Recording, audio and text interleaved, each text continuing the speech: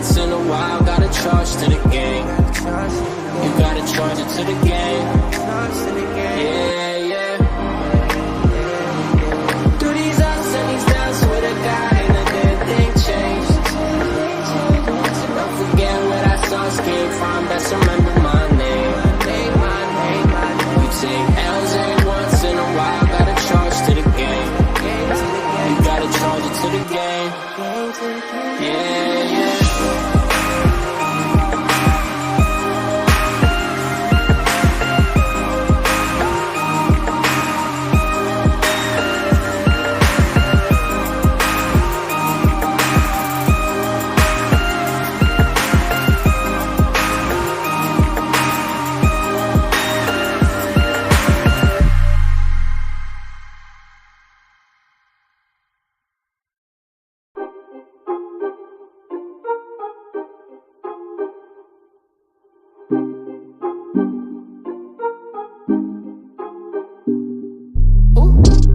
Why you upset like Cinderella teens?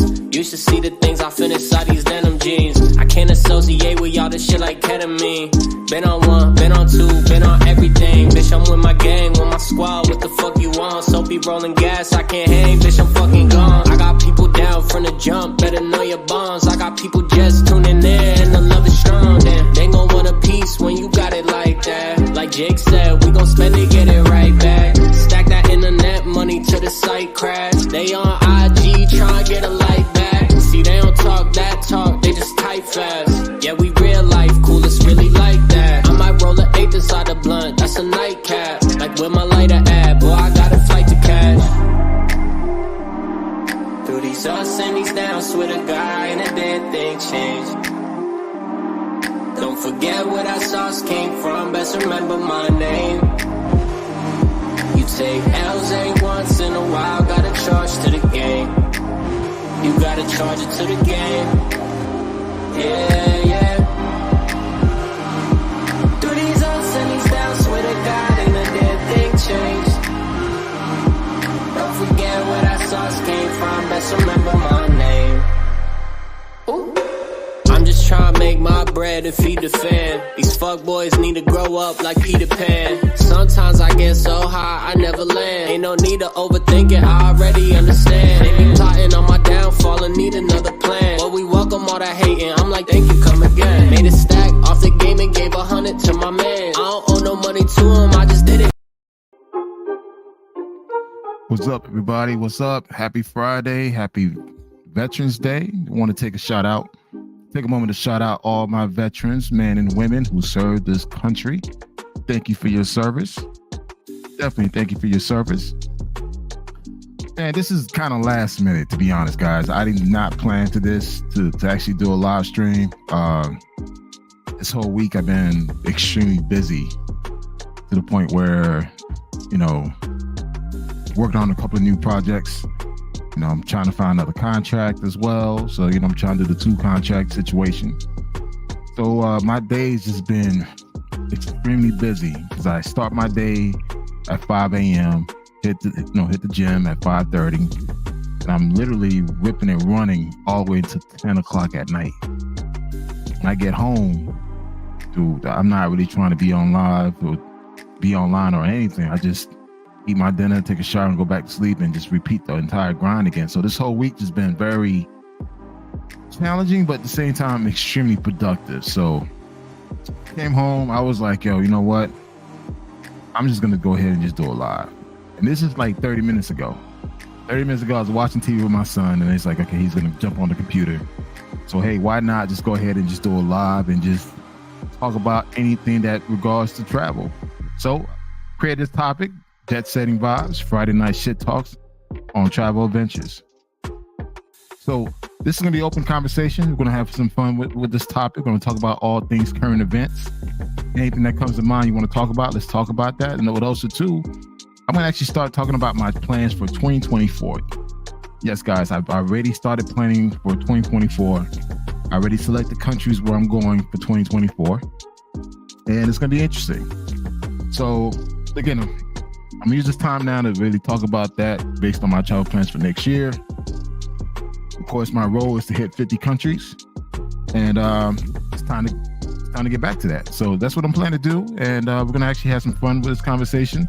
Again, if you guys want to jump in and join, chime in. This is a impromptu conversation, man. I have nothing planned. I'm gonna speak off the dome. What I'm gonna do is all this week I was extremely active on my Facebook page. And guys, if you have not joined my Facebook page, it's Black Man Travels. This Facebook group page is extremely exclusive. I take pride in keeping it under 3,000 members. I mean, yes, I could I could easily have 12,000, 20,000 members, but I purposely keep it at 3,000 members for the mere fact that I control everything. And when I mean control, I could pick out trolls, I could pick out scammers, I could pick up spies. One thing about these travel groups that you see on Facebook group, let me put the volume down a little bit. One thing you'll know about these travel groups, guys, I've been part of Facebook travel groups for quite a while, especially in the travel space, since 2013. And one thing you know about these travel groups that, yes, a lot of people tend to flex about having 20,000 members or 30,000 members, whatever. But the problem is these groups are not closely monitored. So you have a lot of people who have fake profiles who actually join these groups to spy. You have wives, position themselves as men with fake profiles, joining these groups so they can spy on their husbands. Or you have infiltrators that basically will join these Facebook groups and literally will copy and paste, fill other people's pictures, other people's content, and put it in other groups. I've seen this happen, guys. I've been seeing this happen since 2014, during the Wild Wild West days of Facebook, especially in the Facebook groups, because back then we could post anything. There was a time where you could literally post nudity and people would never know, because these groups were so many, unfiltered, unsupervised. So you had a lot of people just literally taking other people's content from these Facebook groups and put it in another group and claiming it as theirs. Let me tell you this, I have had people take my pictures that I took with my own camera and claim it was theirs in another group. And these were so-called travel groups, guys. All this was happening back in 2014. So imagine what's happening now in 2023. There's nothing new under the sun. I've seen it all. In this travel space. So, you know what? Instead of me just talking about it, let me just show you. 1 second. All right. I'm sharing my Facebook group, guys. This is my Facebook group, Black Man Travels. And again, the reason why I keep it under 3,000 members, because it's simply the mere fact that I can monitor it. Every person that requests to join this group, I purposely look at their profile. If I see any profile that's been created within the last 6 months or the last year, they're not included in the group. If I notice that they have no picture on their profile or have some type of avatar on their profile, they're not included in the group. Guys, every quarter, I actually do a purge in my own group. So I literally will kick out people in this group who have not been active. So when I mean active in a way, if you're not posting in the group, you're not sharing content, you're not providing tips or commenting in the group, you're instantly kicked out. I will purposely purge you out of the group. Guys, I've had this page for over 4 years now, and I purposely kept it at 3,000. I can tell you this right now, I have 0 women in my group. I could probably say I have at least 99% real profiles in my group. And anytime I catch anyone saying some slick shit, some side shit, or just saying some weird shit, they instantly kicked out. Because I've been part of this space for so long that I see all the gimmicks that people will play. And I'll do my best to protect the members of my group, because the members of my group are professional men, fathers, bankers, teachers, all types of professions. So I want to make sure that if they are sharing their content within my Facebook group, they are fully protected. I could care one horse shit and having 20,000, 30,000, 40,000 members. I could care less about that because at the end of the day, it's all about quality, not quantity. And another thing too, I know for a fact that at least 90% of my members in this group are actually traveling. And guess what? They are encouraged to post up in this group. If they're not, they get purged. Now, again, you're more than happy to join other groups. There's so many other travel groups you could join. Again, I'm not gonna shit on any other groups out there, but I'm gonna tell you this: if you join my group or you part of my group, you know we talk a lot of shit, real shit. When I hear this blow any smoke up in anyone's ass, we're not selling any fantasies. We're telling guys the real deal as far as what's happening, how to move, how to get things done right, the proper way. Now, again, there's a lot of groups out there that could cater to the whole submissive, looking for a wife, submissive bullshit, or this whole, hey, you can have a better life overseas. Yeah, there's a lot of groups that could cater to that. But this group is simply about traveling. It's simply about being a digital nomad. We talk about health. We talk about relationships. We talk about business ideas. That's what we talk about. So I just wanted to take the time to plug my Facebook group, Black Man Travels. And again, I purposely monitor this group. Every person that actually enters this group, I've gone through their profile. I have 3 moderators. They're very thorough. And trust me, we do have conversations on the side. If we see anyone that seems to be suspect, we'll vote on it, and you're instantly kicked out. Not even kicked out, you are banned. So, guys, again, this is the Facebook group. It's all about fun. And just wanted to plug this, man, because I realized I haven't had a chance to really plug my Facebook group, Black Man Travels. And again, we talk about all type of things. And again, I'm going to use tonight to really showcase, certain topics that we normally talk about. So keep that in mind, man. And we're going to have a good time. Like I said, today was strictly a non-planned talk off the dome. Let's talk about all things travel. What's your plans for your travel plans? You got any questions you want to ask me, feel free to ask me. I know everything about Colombia, Brazil, Dominican Republic, Costa Rica, most of Latin America. I've pretty much been there. I could tell you I could tell you the rundown of what things to do, what things not to do. But definitely today is just a simple Friday night shit talk on all things travel. So, all right, let me see. Yo, what's up, Ulysses? What's going on, man? What's up, Jay? What's up, Mr. G? What's up, Zeke? Yeah, guys. So again, this is definitely a Friday night conversation. I had a long week. Took my son to Urban Air, so I was able to tire him out. So we came back home, ate dinner, and I felt like, hey, let's go ahead and just do this live and have this real talk conversation. So with that being said, where to start today? And again, shout out to all my veterans out there, man. Happy Veterans Day. Thank you for your service, man. It's just like, regardless of our political views or whatnot, we still got to give our full 100% appreciation to you brothers and sisters out there that sacrifice your life and time to serve this country. So we want to take the time to say thank you. All right. Okay, let me see. All right, guys, first topic. The end of remote work, guys. I've been part of the remote work life for over close to 10 years. And I did a podcast a couple of weeks ago stating that there's been a lot of pushback on remote work. And for some reason, this stuff's falling on deaf ears. A lot of guys are telling, you could easily find a remote job and go overseas. Guys, let me tell you something right now. I'm in the HR space.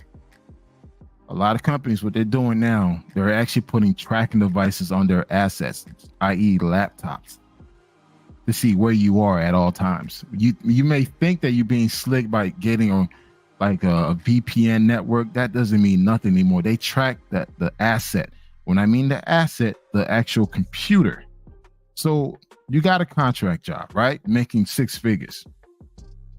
You did not disclose to the HR people or to the company that you're actually planning to go to Colombia, Dominican Republic, or Brazil and work remotely. So you just decide, hey, I'm gonna go and disappear for a whole month while working remote. Hey, by the way, I have a fake VPN that I can use that could disclose my location. Guys, that VPN will not hide anything because they could actually track you from your laptop. Your laptop has a certain software where it tracks your productivity and your location. So they know exactly when you're actually working in real time or when you literally disappear for 3 hours. So this whole thing about thinking that, hey, you got this remote job, and you could just get up and go to another country, risking that 6-figure job is asinine. I know a lot of YouTubers out there are telling guys you can find an easy remote job. Yeah, you can find easy remote job that's low cost, low pay. But if you're trying to make 6 figures, high 6 figures at that, remote, cybersecurity, digital marketing, automation, project management, your ass got to be in the States. Now, there are special companies that allow you to work overseas if you got the security clearance. Or you work for an overseas company where they don't mind and your skills are so valuable to that company that they could care less where you at as long as you can work for them. Only a few people get to that position. The rest, don't be slick. Try to get a VPN to hide your location because guess what? They're tracking by the issue laptop that they gave you. So that laptop they sent to you to work remotely is being tracked. Yes, it's being tracked. So they know in real time when you logged on, when you logged off, when you disappeared for 3 hours to go talk to Chica. They know all about that stuff, man. So again, don't risk your high-paying 6-figure job that you just got because you're so anxious to go overseas and for you to lose that damn job and realize, hey guys, we are in a recession. This is a recession. A lot of companies are making people go through like 7 fucking interviews for a damn job nowadays. So as you go through your interviews, as you decide to, to go for this new position, or you decide to go overseas, don't talk to HR. Let your boss know what you're doing. Don't lose that job. Because guess what? I've known several people as of this year and last year who lost their jobs because they were overzealous of working remotely so bad that they didn't realize, like, hey, listen, they didn't get the clearance to actually do that. And guess what? They had to come back to the States and get fired. Now that's crazy. And that's the thing. When they fire you, they're not gonna tell you. They're gonna say, hey, yeah, come back to the office. We need to take a look at your computer. All right, you come back to the office thinking, all right, I'll be back, honey.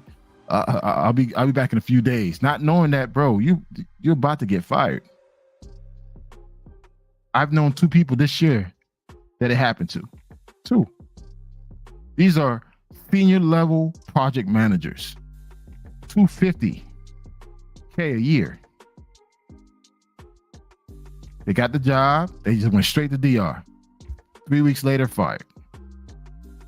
So guys, be smart about it. Again, the landscape is changing.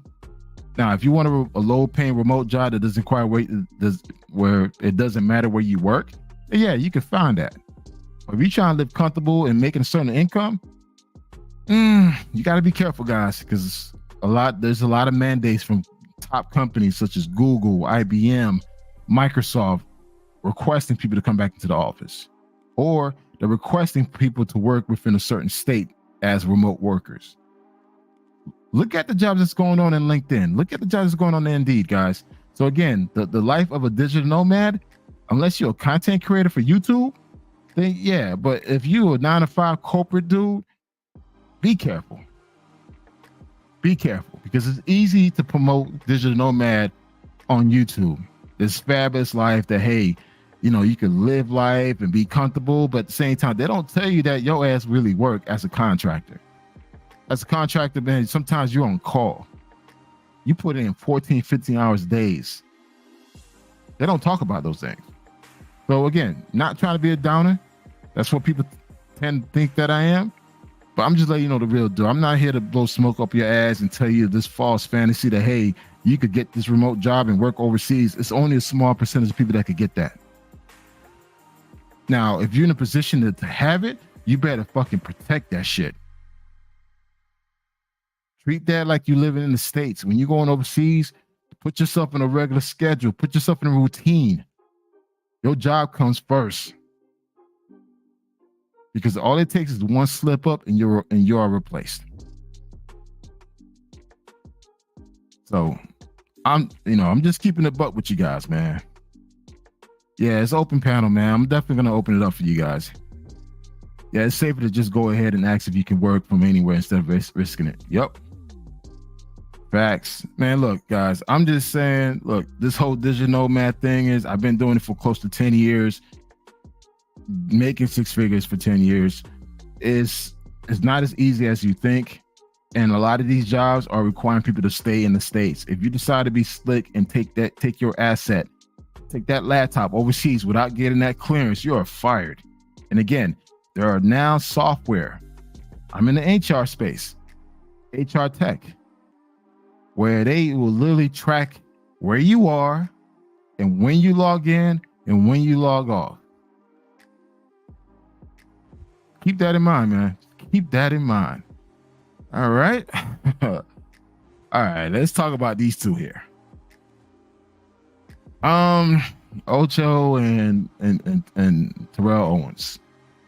Now, granted, these two guys are amazing football athletes, retired Gold Jacket retirees, and they living their best life. And look, I'm all for it. But they just recently they did an Instagram live where they talked about having an orgy experience, which I have done my share of orgy experiences. But there's certain things you just don't say openly in public on a live stream, and these guys just got back from Dominican Republic, man, where they had an orgy experience where they slept with 17 women in 12 hours. Now, granted, guys, sleeping with 17 women in 12 hours, you got to be in great shape. And you probably need the extra push of the honey, the honey packet. But, I mean, look, we all have our unique adventures. We all go out and have great times and do things that we won't normally do in the States. But there's certain things you just don't disclose to the public, guys. I mean, come on, Ocho. Come on, Terrell, T.O. I mean, y'all could have kept that in the WhatsApp group, man. Y'all didn't have to put this on Instagram Live. So now there's countless of, YouTube Lives, conversation, podcasts talking about these two, about going to the Dominican Republic, having an orgy fest, sleeping with 17 women in 12 hours. Again, more proudest to these dudes. Like 17 women in 12 hours, that's a lot. But there's no need for you to say that on an Instagram Live. You can have that conversation through WhatsApp, man. Create a WhatsApp group, and just have that conversation, share pictures and all type of shit. But to have that conversation on a live stream is just like, bro, there's certain things I just feel like it doesn't need to be said in public. We all have our unique adventures while overseas. But there's certain things that don't need to be said, man. And these two kind of make themselves look like clowns, man. And it's just like, I mean, come on, guys. You guys are better than this. Do better. And to my newbies out there that's starting to travel and started to experience this whole new life of adventures traveling overseas, don't put your business out there like that all the time, man. Sometimes it's good to just keep it to yourself or keep it between you and your boys.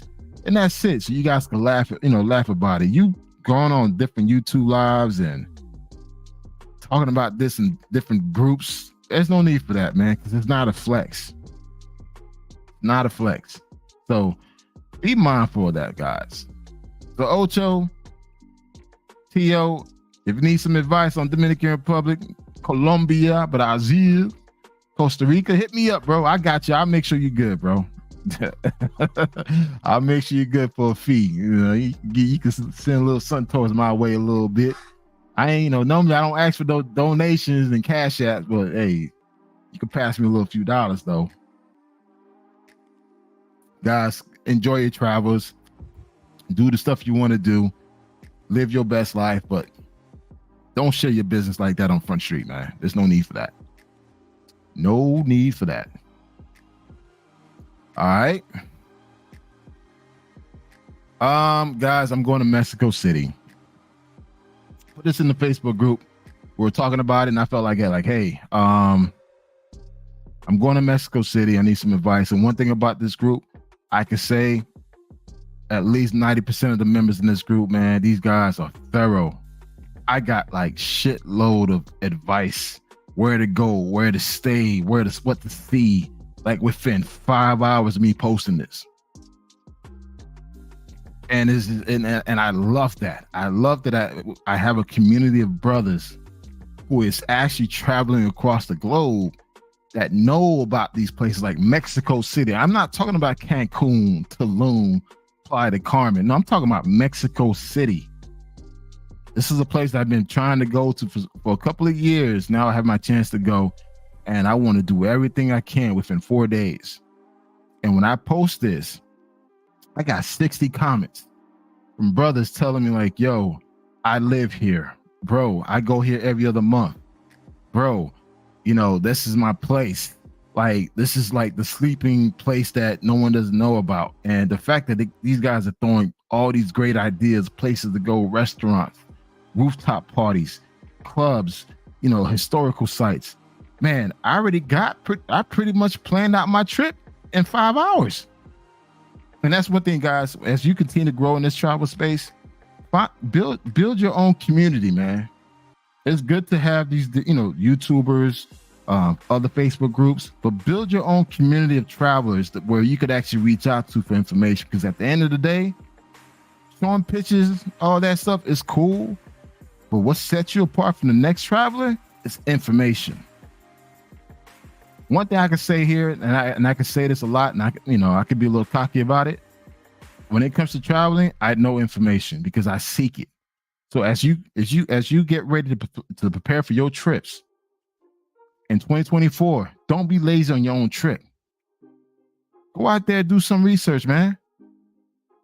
Spend a Friday, Saturday night, get your little bottle of wine, though, and just sit down, do some research.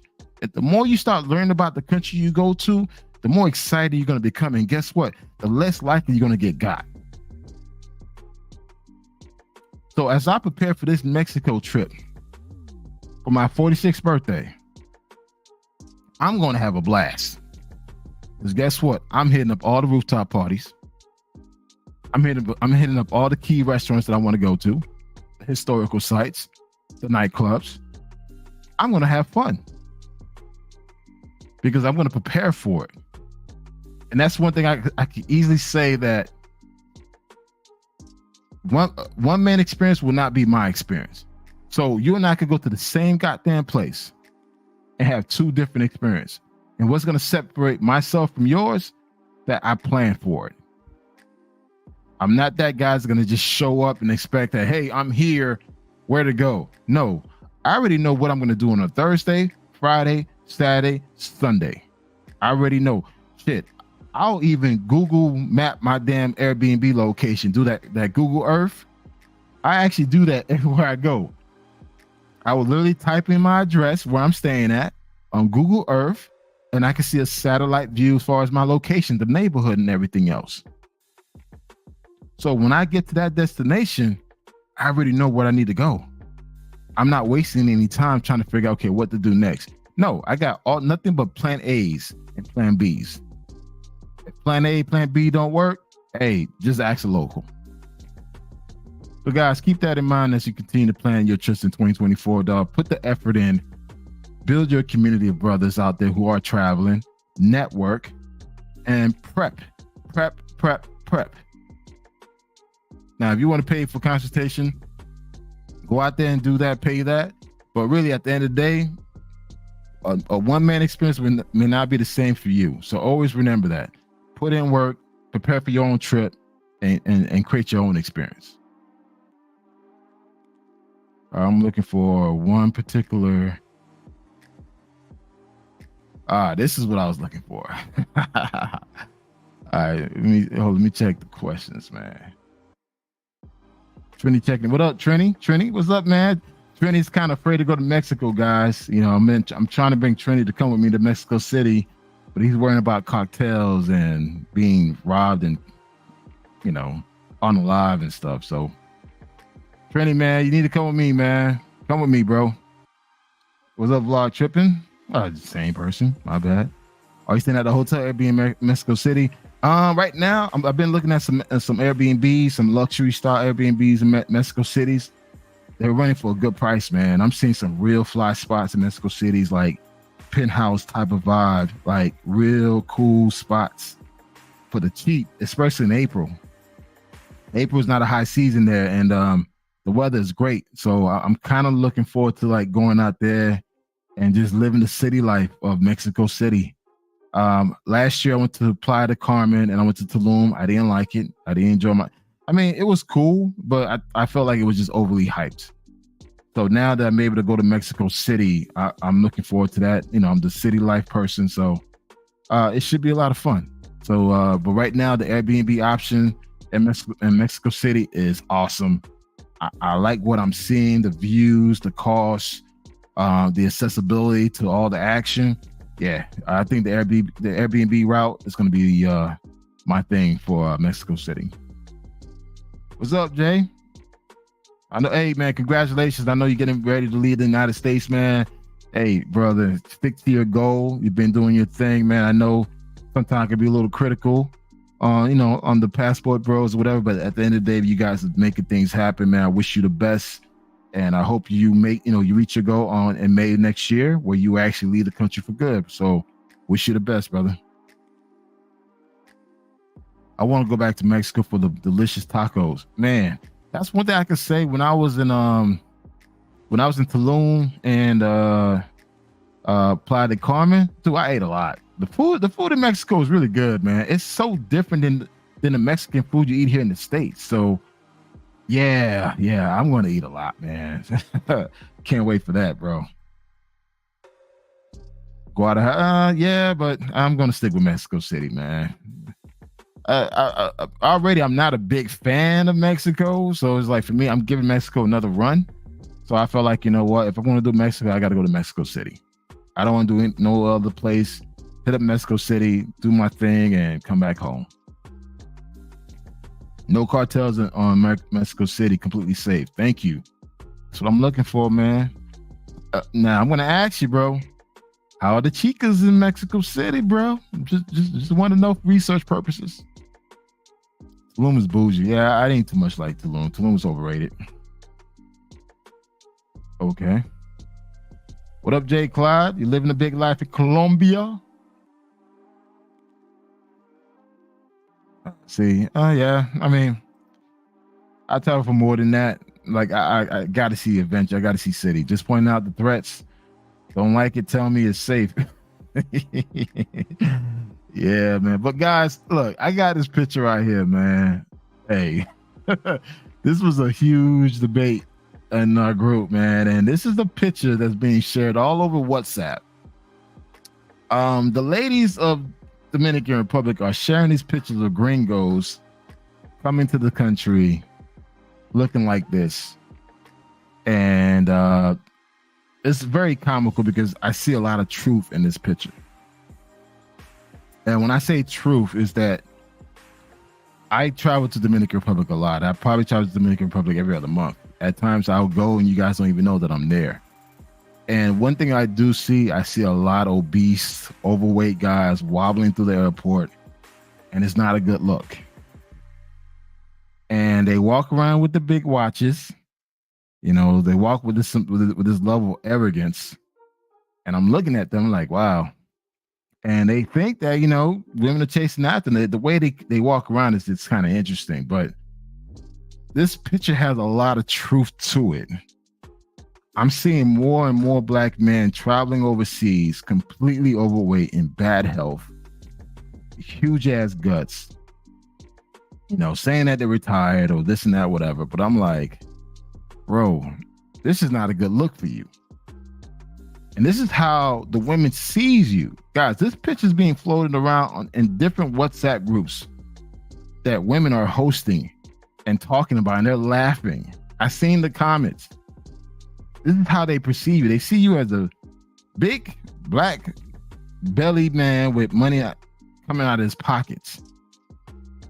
Like, your belly so goddamn big that she can't even kiss you, man. guys, this is, again, there's a lot of truth to this because I've seen it in person. And we need to change that, guys. This is important that you take pride in how you look. You take pride in your health. Granted, yeah, okay, you're retired. So fucking what? Yeah, you make 6 figures. So fucking what? They still laughing at you. These people in these other countries may have less, but they have a better health than you. And within the past 5 years, more and more black men are dying overseas due to health issues. We don't talk about those things. As of this year, it was a brother. Everyone thought he was sunbathing outside. Dude caught a stroke and died at the beach on the beach.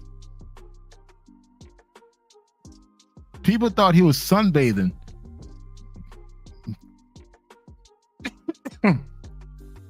Getting a suntan, but he was dead.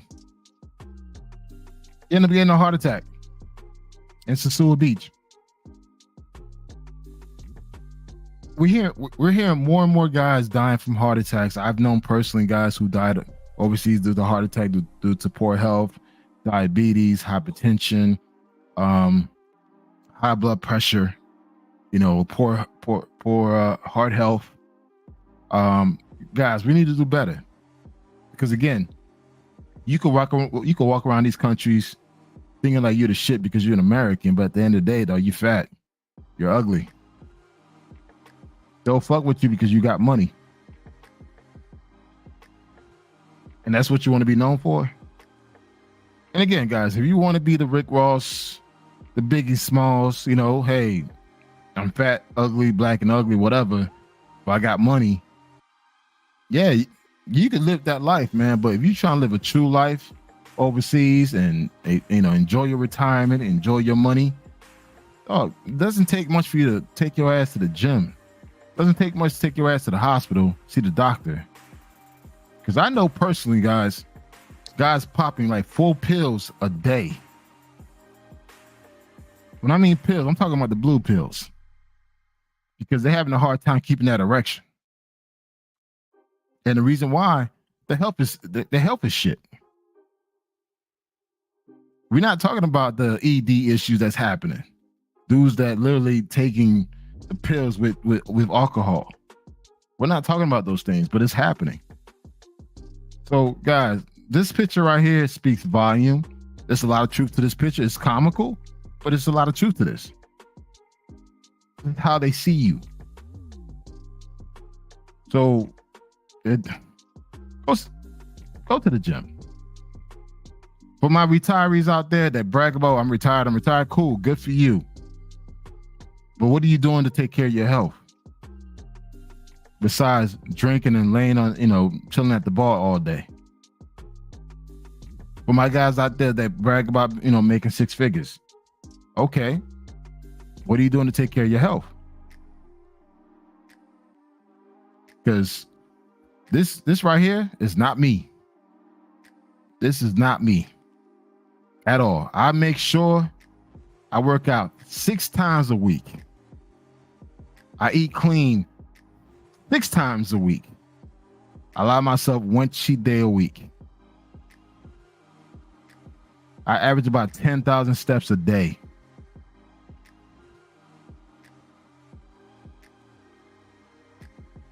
So guys, what is your excuse? What is your excuse to look like this? Because I see them in the airport. And I see them in every country that I've been to. When I see I seen it. It's what it is. Some of my friends are like this. And they know I talk shit to them.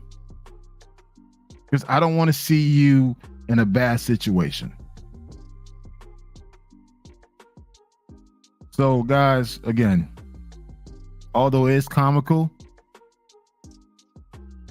it's definitely a forewarning that, hey, listen, this is how they perceive you. And no matter what you think that, hey, I'm making money, they're not going to respect you.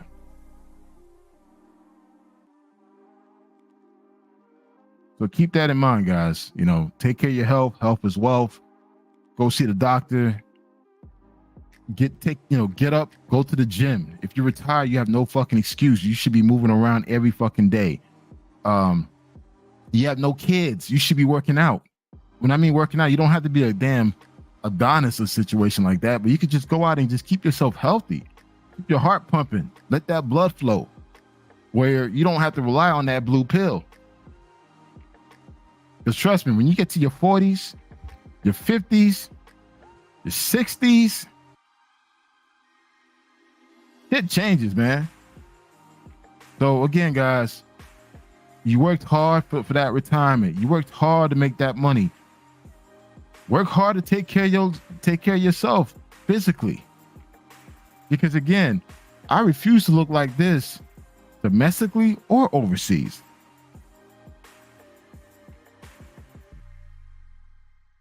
I'm just saying. Just saying. Read this comment.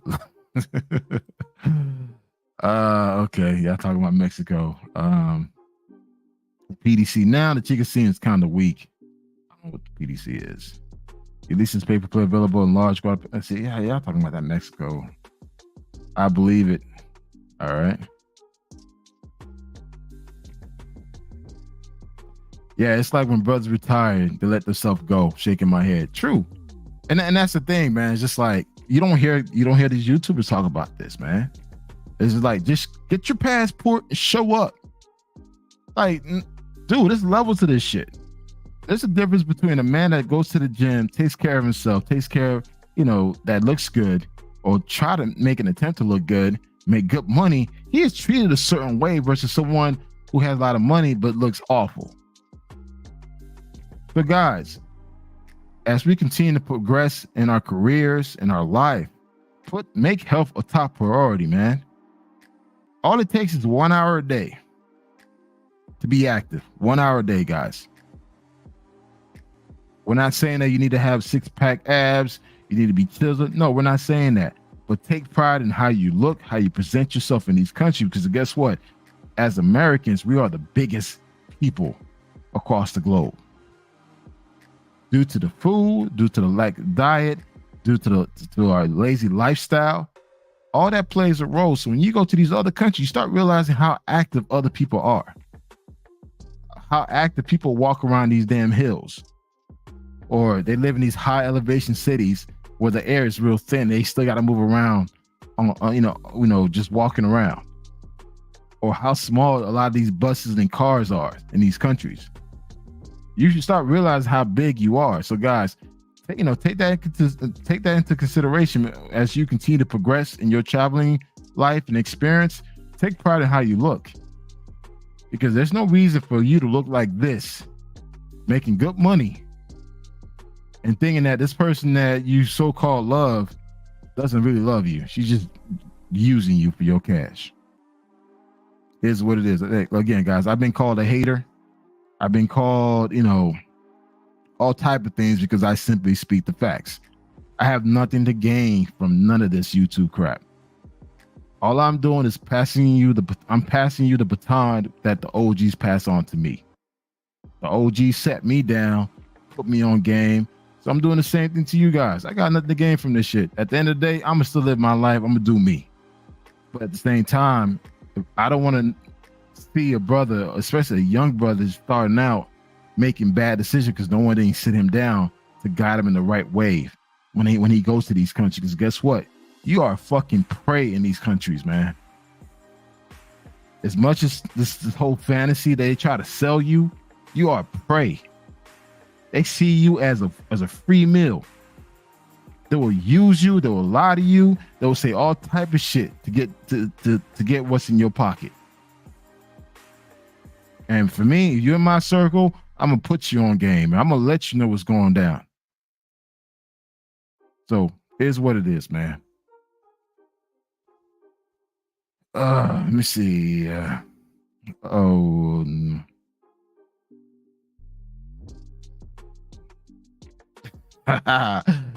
let's talk about this right here, man. You guys see this? Okay, let me see if I can make it bigger. There you go. All right, guys. This Hey, let's talk about this right here. I mean, you guys, look, I understand the joke behind this. I understand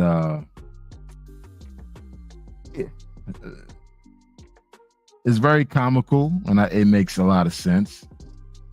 But guys, as you build out design these avatar images of black men running from sisters with their passport in hand,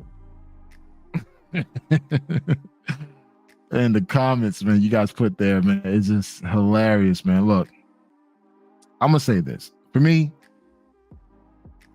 I feel like I don't need to put down anybody because once I'm done, I'm done. If I checked out, I checked out. I'm not gonna waste any time or energy in addressing a certain person or thing because I could care less. So to all you guys that feel this way, either about, based on what you see in this image here, if you're done, you're done. Why you continue to talk about this? Why you continue to put so much energy and time and effort? I mean, granted, if you're a content creator, because that's where the sweet spot is, that's where the money is, great. But if you say you're done with dealing with matrix women, westernized women, whatever, why are you continuing to have this conversation like 6-hour live streams, long dialogues about this if you don't really deal with that? I just feel like it's so much of a waste of energy and time. And I could tell when someone's traveling, when someone is not traveling. Brothers who's actually traveling, we don't really concern ourselves to this because it doesn't apply to us. The ones who design all this stuff, that put a lot of energy into this stuff, they're not traveling. They're not really experiencing what we're experiencing.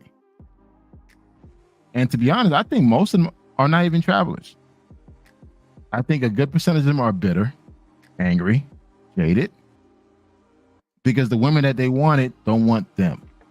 So now they want to jump on a lifestyle that feels that kind of picture them where they want to be, so they can actually, jump on the bandwagon. But I bet you anything, most of them don't even have passports.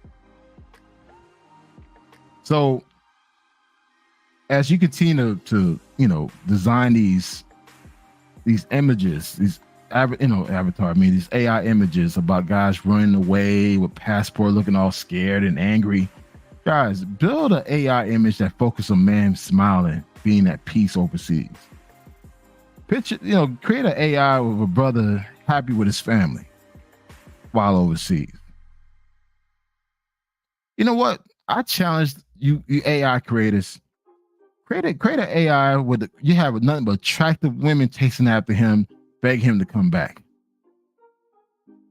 because they realize that, hey, you know what, we mistreated you, and we want and we apologize, and we want you to stay. That speaks more volume than a fucking AI that shows angry women chasing after this brother. This dude look all serious and mad with a passport in his hand, and it just looked like, again, the optics behind all this stuff doesn't look right. As a marketer, as a brand strategist, if I were to create an AI image, I would show a brother walking away with walking away and have nothing but attractive women behind him, like asking him, "Don't leave. We're sorry. We'll apologize." That speaks more volume than this picture. Or better yet, I'll create an AI image that shows a brother. You guys saying that you guys traveling for women, you guys traveling to find a wife overseas, show that.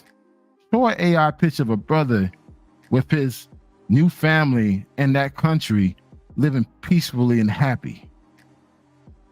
Why are we not showing that? That speaks more volume than this picture or the other ones that I've been seeing. So again, as a brand strategist, marketer, digital marketer, if I were to create these AI images, I'll show a completely different story. I would not show dudes looking all mad and scared. No, I show guys smiling with this don't give a fuck look on his face, like, yo, I'm done. I'm out. Let me tell you something, guys. When a man is done, he's done.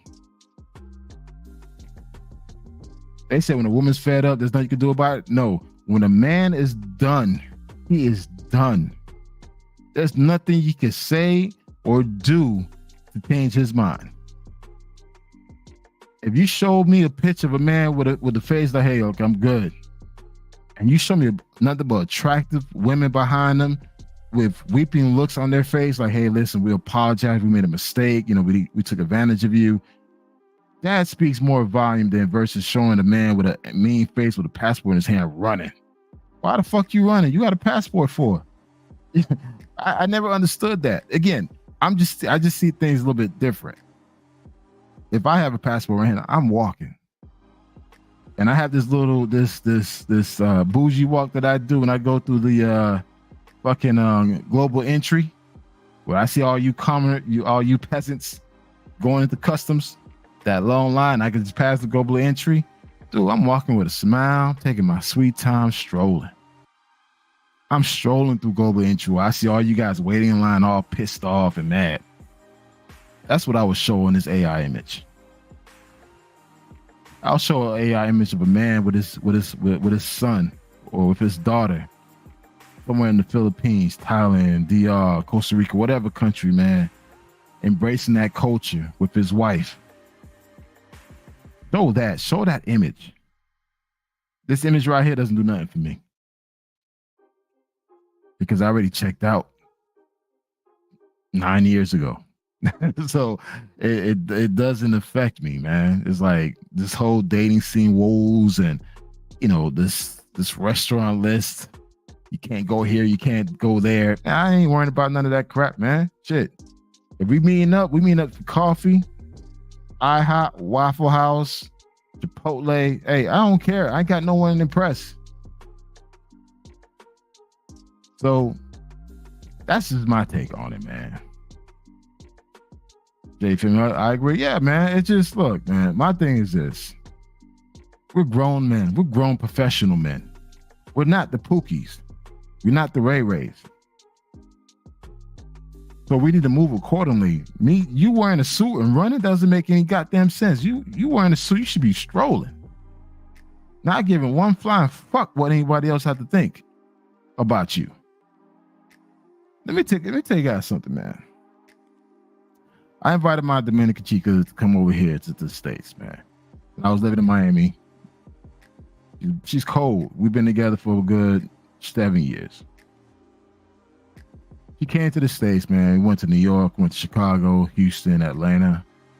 Every time we went, man, people were just looking. Dudes was like, yo, bro, your girl look nice, man.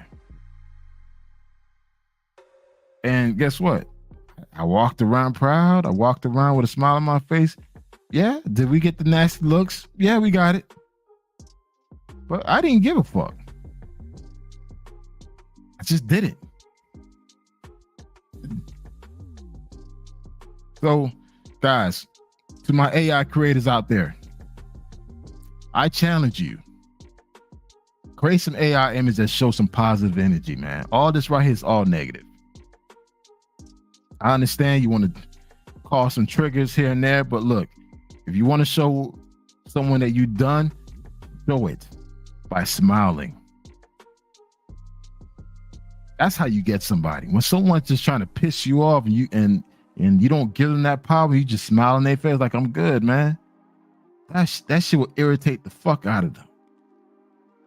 You talking about, you having this bad wife overseas or whatever, man? Sure. Show the world what you got. Smile in your pictures, man. Show the life that you living overseas. Show it. You just talking about it ain't doing nothing, man. Like, I got boys out there in Brazil, these other countries. Dude, show the world how you living. Smile. Show your lady off. That's all that's all I gotta say, man. Again, I've been doing this shit for quite a while. Yeah.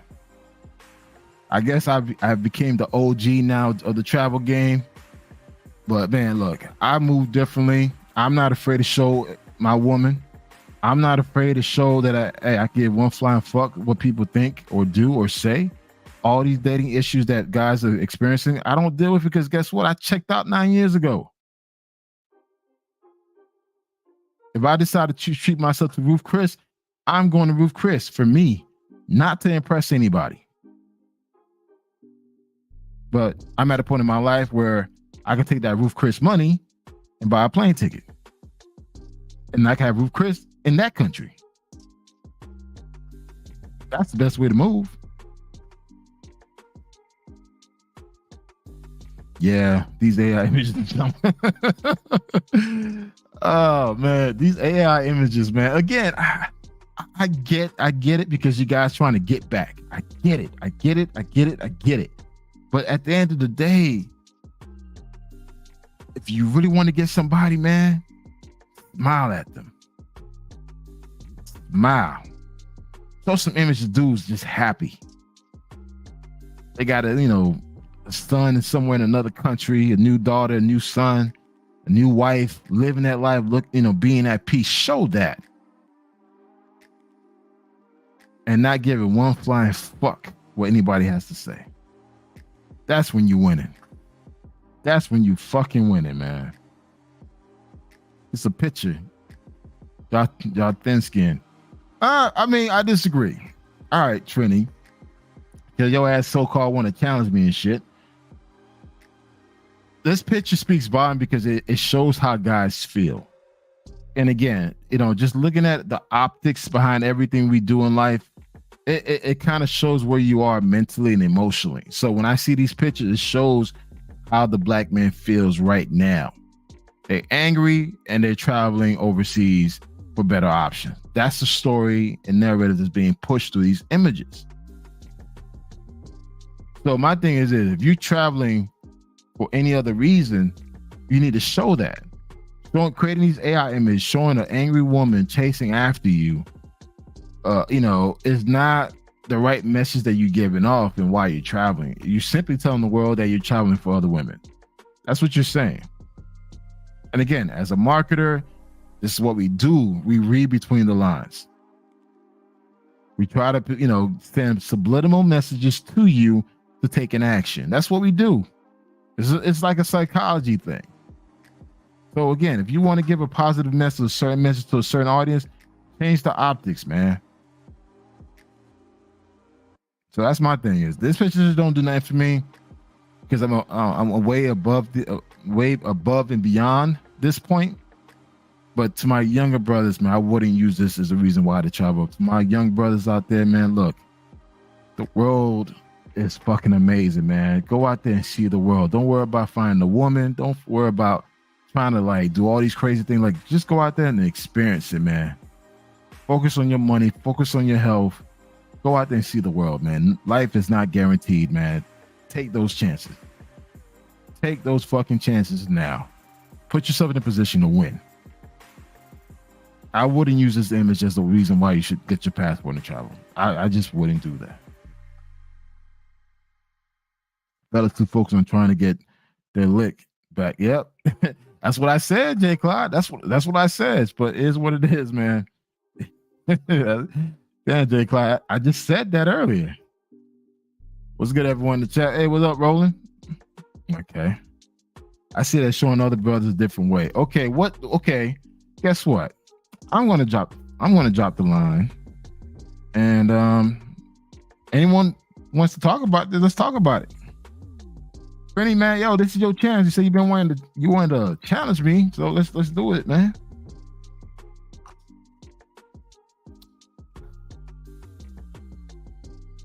I just dropped the line, guys. If you guys want to join the conversation, you're more than happy to do it.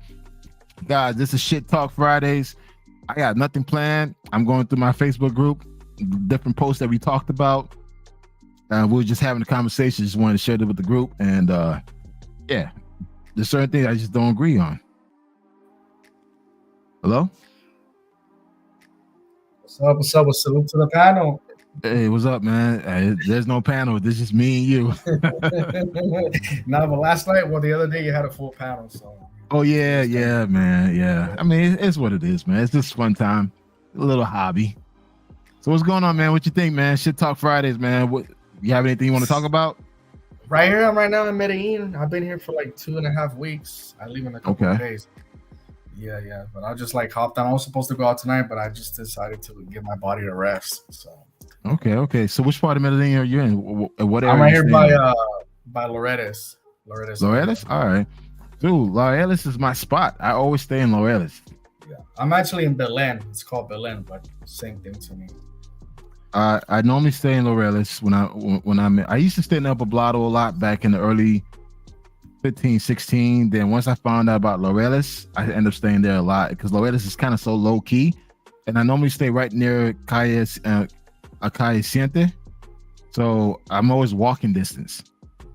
And yeah, everything's walking distance here. Like even like the coffee shop that sells like food, it's like right across. The food, the restaurants, everything. So I always stay in Laureles, and I kind of blend in with the crowd. I mean, it's not like how El Poblado is in regards to like everyone. I don't like tourists go there. I went to Poblado like a week ago, and it's like the begging's out of control. Like you can't even walk around 5 minutes without people coming up to you every like 2 minutes and just like asking you for shit or trying to sell you, or even if you have food, asking you for your food. So it's just like, nah, I'm okay. That's true. My thing is with Laureles, I like the fact that it's still low key neighborhood. Well, at the time when I was going, it was still low key. The mall was close by. I could walk to the mall. Then of course, towards the evening hours, everything becomes like the restaurants, the bars, the clubs. I used to go to Jenny Lau a lot. I'm not sure if you've been to Jenny Lau. No, I haven't. No. Yeah, it's an Afro-Colombian spot. It's a big club, man. They have like live salsa bands and stuff every Friday and Saturdays. Yeah, I used to go there a lot, man. And bro, I used to get them, man. Just like, it was so cheap too, man. Because again, everybody was stuck on stupid on Paqueteros. I was in Laureles, man, just living my life, man, and just having a good time out there.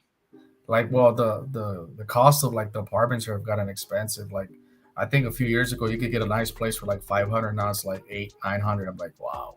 I mean, you can still get a place for $500, but you have to do research, and it takes maybe like a while to get it. Now it's just like everything's gotten like really, really expensive here in Medellin. Bro, when I used to stay in the Poblado, I used to stay at the Blux Hotel. Dude, the Blux Hotel was about $35 a night. How much is it now? $120. Fuck. Yeah, I used to stay at the Blux and the Energy back in 2015, 2016, 2017. Blux and Energy, they were my two spots. And the reason why, they had security. So whenever you brought a guest, they scan their ID and they keep it. So in order for your guests to get their ID back, you have to escort them. If you did not escort them, they'll hold the person there at the gate. I remember one time, I had someone leave. I was tired, and she said she couldn't leave because they wanted to make sure that I was okay. So I had to physically come downstairs to escort that person out, and they gave her ID and she left. So I never really had to worry about like not staying in like an insecure building or whatever, because I always made sure that I stayed in nice spots, and I was willing to pay for it. But again, it was still early at the time. I'll keep it real with you. Like, I've gone out with just people that I know for years. Like, I haven't gone out with nobody new. I haven't dated nobody here. Like, everybody that I gone out with in Medellin or in Cali, because I was in Cali for a couple of days as well. Okay. I know for a few years. I just think the insecurity here has gotten so bad that I'm not even interested. Like, if I do meet somebody, it's through a friend. But like me going out of my way to meet somebody in the street, I'm not doing that anymore. Okay. Now, which part of Cali that you were in? I was over there. Damn, I forgot which part. It was by the north side.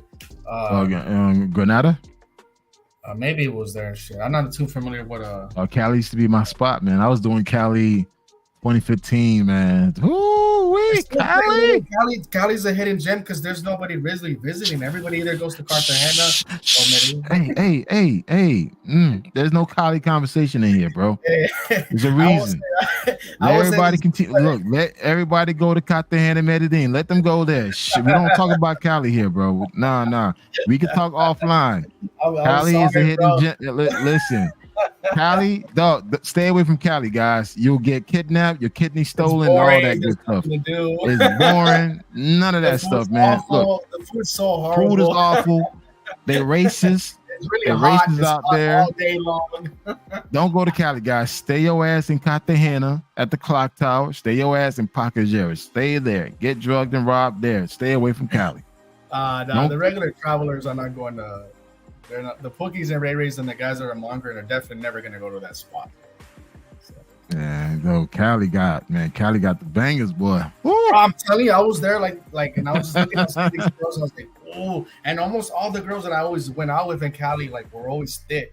Like I did 2 interviews with 2 girls from Cali on my channel. I don't know if you ever saw them, but like if you could see them, like you could tell they're curvy and shit. So like all the women that I ever met in Cali were all curvy women and shit. Not one flaquita.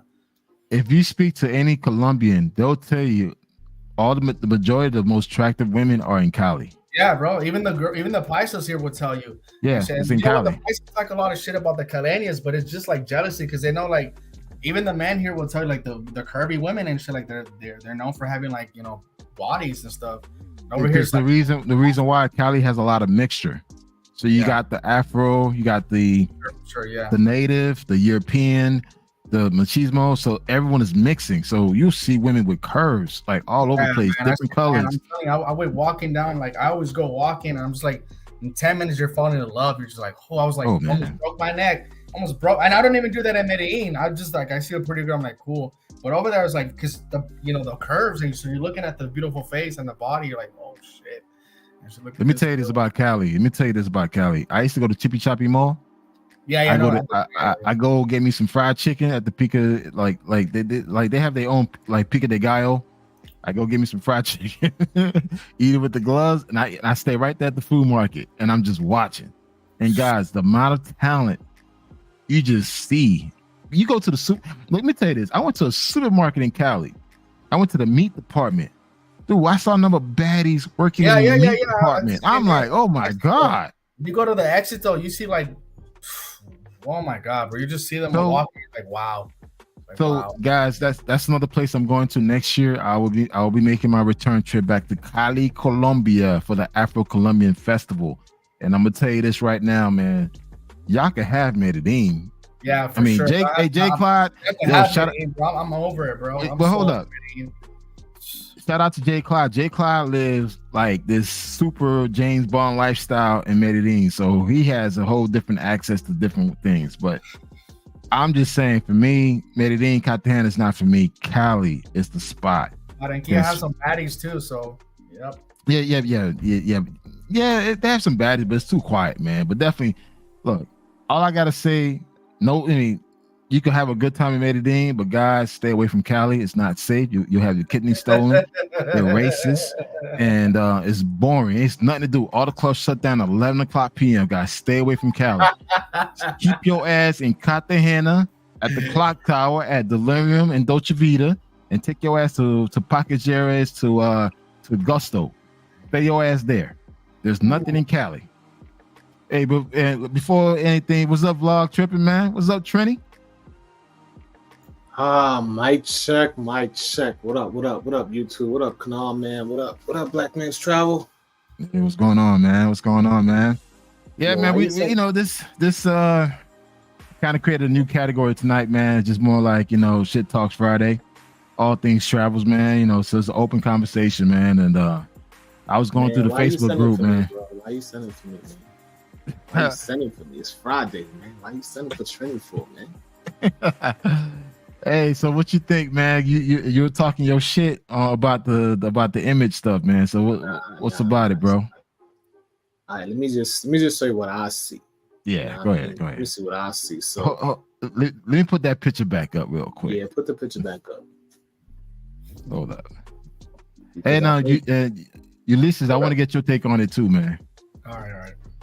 Hold up, but there you go. All right, go for it. I personally think, all right, so let's break this down, man. My man is running in a suit, right? He's in a suit. He got some little baby hippos on his left and his right. He got some other women standing behind him or people, and they all discouraging him from traveling. And I think this is more of a metaphor for what some men go through whenever they try to do something different, when they try to do something outside the norm. So I see it as more of, it's wrapped in a joke. You know what I mean? I think that's the way they try to present the message. It's wrapped in a joke. I don't see it as a focus on the women. I see it focused on the man because he's in the middle and they focused on all the negative things that people are saying to him as he's leaving. So I look at it like that. I don't see anything about anything what you're talking about focusing on women. Usually these messages are directed towards men. The message is towards black men in particular. So that's what I got out of it. Okay. All right. Ulysses, when you look at this picture, what do you see? I mean, I just see like, what's the need of throwing it in somebody's face? Like, just go and travel, have your fun, enjoy your life. You only live one time. Surround yourself by positive people. Why do you got to do like a picture like this? And look, like, I'm having fun. Look, guys, like, it speaks like it's too loud. You're making too much noise in the room. Like, just go have your fun. That's what I think. It's unnecessary to have a picture like that. That's what I think. Okay. That sounds too much like black man be quiet. You're talking too loud. I don't really like that. You know what I mean? That's your critique on it. But you're saying that it's showing you having fun and don't be loud about it. Like, I think it's more of a message that guy's not having fun. I don't see him bragging on anyone in particular. You know what I mean? He sent a message to other black men. So I don't know who would you think be receiving this message? Not the women. So you know what? We're gonna ask the group, the chat. You guys in the comments, man. What do you guys see when you look at this picture? I want to know, Jay Clyde, Roland, Gerald, dude, what do you see when you look at this picture? Let me know. I want to read your comments. When you see this picture, what messaging are you getting? Yo, Mama Black. Let me see if I can read these comments, man. Let me maximize this. Yo, Mama Black, you can't handle us. You hate yourself. I need a stepdaddy. If you broke, just say that. Don't forget your passport, son. What's that? Don't let him get away. All the good ones are leaving. I don't know how is that negative, because that's the same stuff that a lot of black men hear. Even myself, when we tell people, I want to travel. I want to go check out Thailand. I want to go check out Brazil. People told me like, there's your mama black. You shouldn't be interested in other women. I never had a woman tell me that. Wow. Yeah. They'll tell you. First thing they ask you, oh, why are you going to Brazil? Why are you going to Thailand? Like, first of all, they already assume that you're going there for women. So that's how that comes into play. They ain't asking you go and check out the culture. You go into the temples. You know what I mean? You go into the Christ Redeemer. They ain't mentioned none of that. First thing they go into, oh, you going there for the women. What? You don't like black women? That's the first thing that comes to their mind. Wow. Wow. I never got anyone to question me and why I travel. I want to say it's more of a question. It's like black men need a reason to travel. We can't just travel just to travel. We need reasons to. Why? It's always foul, but so why are you traveling? All right, we got a comment from Jay Clyde, Mr. James Bond of Colombia. I'm so far removed from USA chicks' reaction to us traveling or what detractors have to say about it. They're pretty invisible to me. That's me. But Kanal, and that's a great comment, by the way, but it's not to us, bro. We already travel. These are the brothers that are not traveling. Oh, okay, I see. These are brothers this man just got his passport. We know we don't have to deal with. We know we don't have to deal with that. But would you say like some of the new guys that are traveling that's why they're getting into so much trouble? Because I've been in Medellin for 2 weeks and there's already been like 2 deaths and like 3 robberies of foreigners here. And most of the guys that are getting robbed here are just like newbies that don't know how to move. Facts. I do not recommend Colombia. All right, don't get me started on that. Wait, hold on. Hey guys, Trini, I'm bringing Trini to Cali, Colombia to get his kidney stones. Listen, I've been to Colombia. I think 2017, 18, maybe like around there, maybe even 16. I gotta check my calendars and all that. I've been to Bogota, I've been to Medellin, and I've been to Cartagena. Cartagena is my least favorite.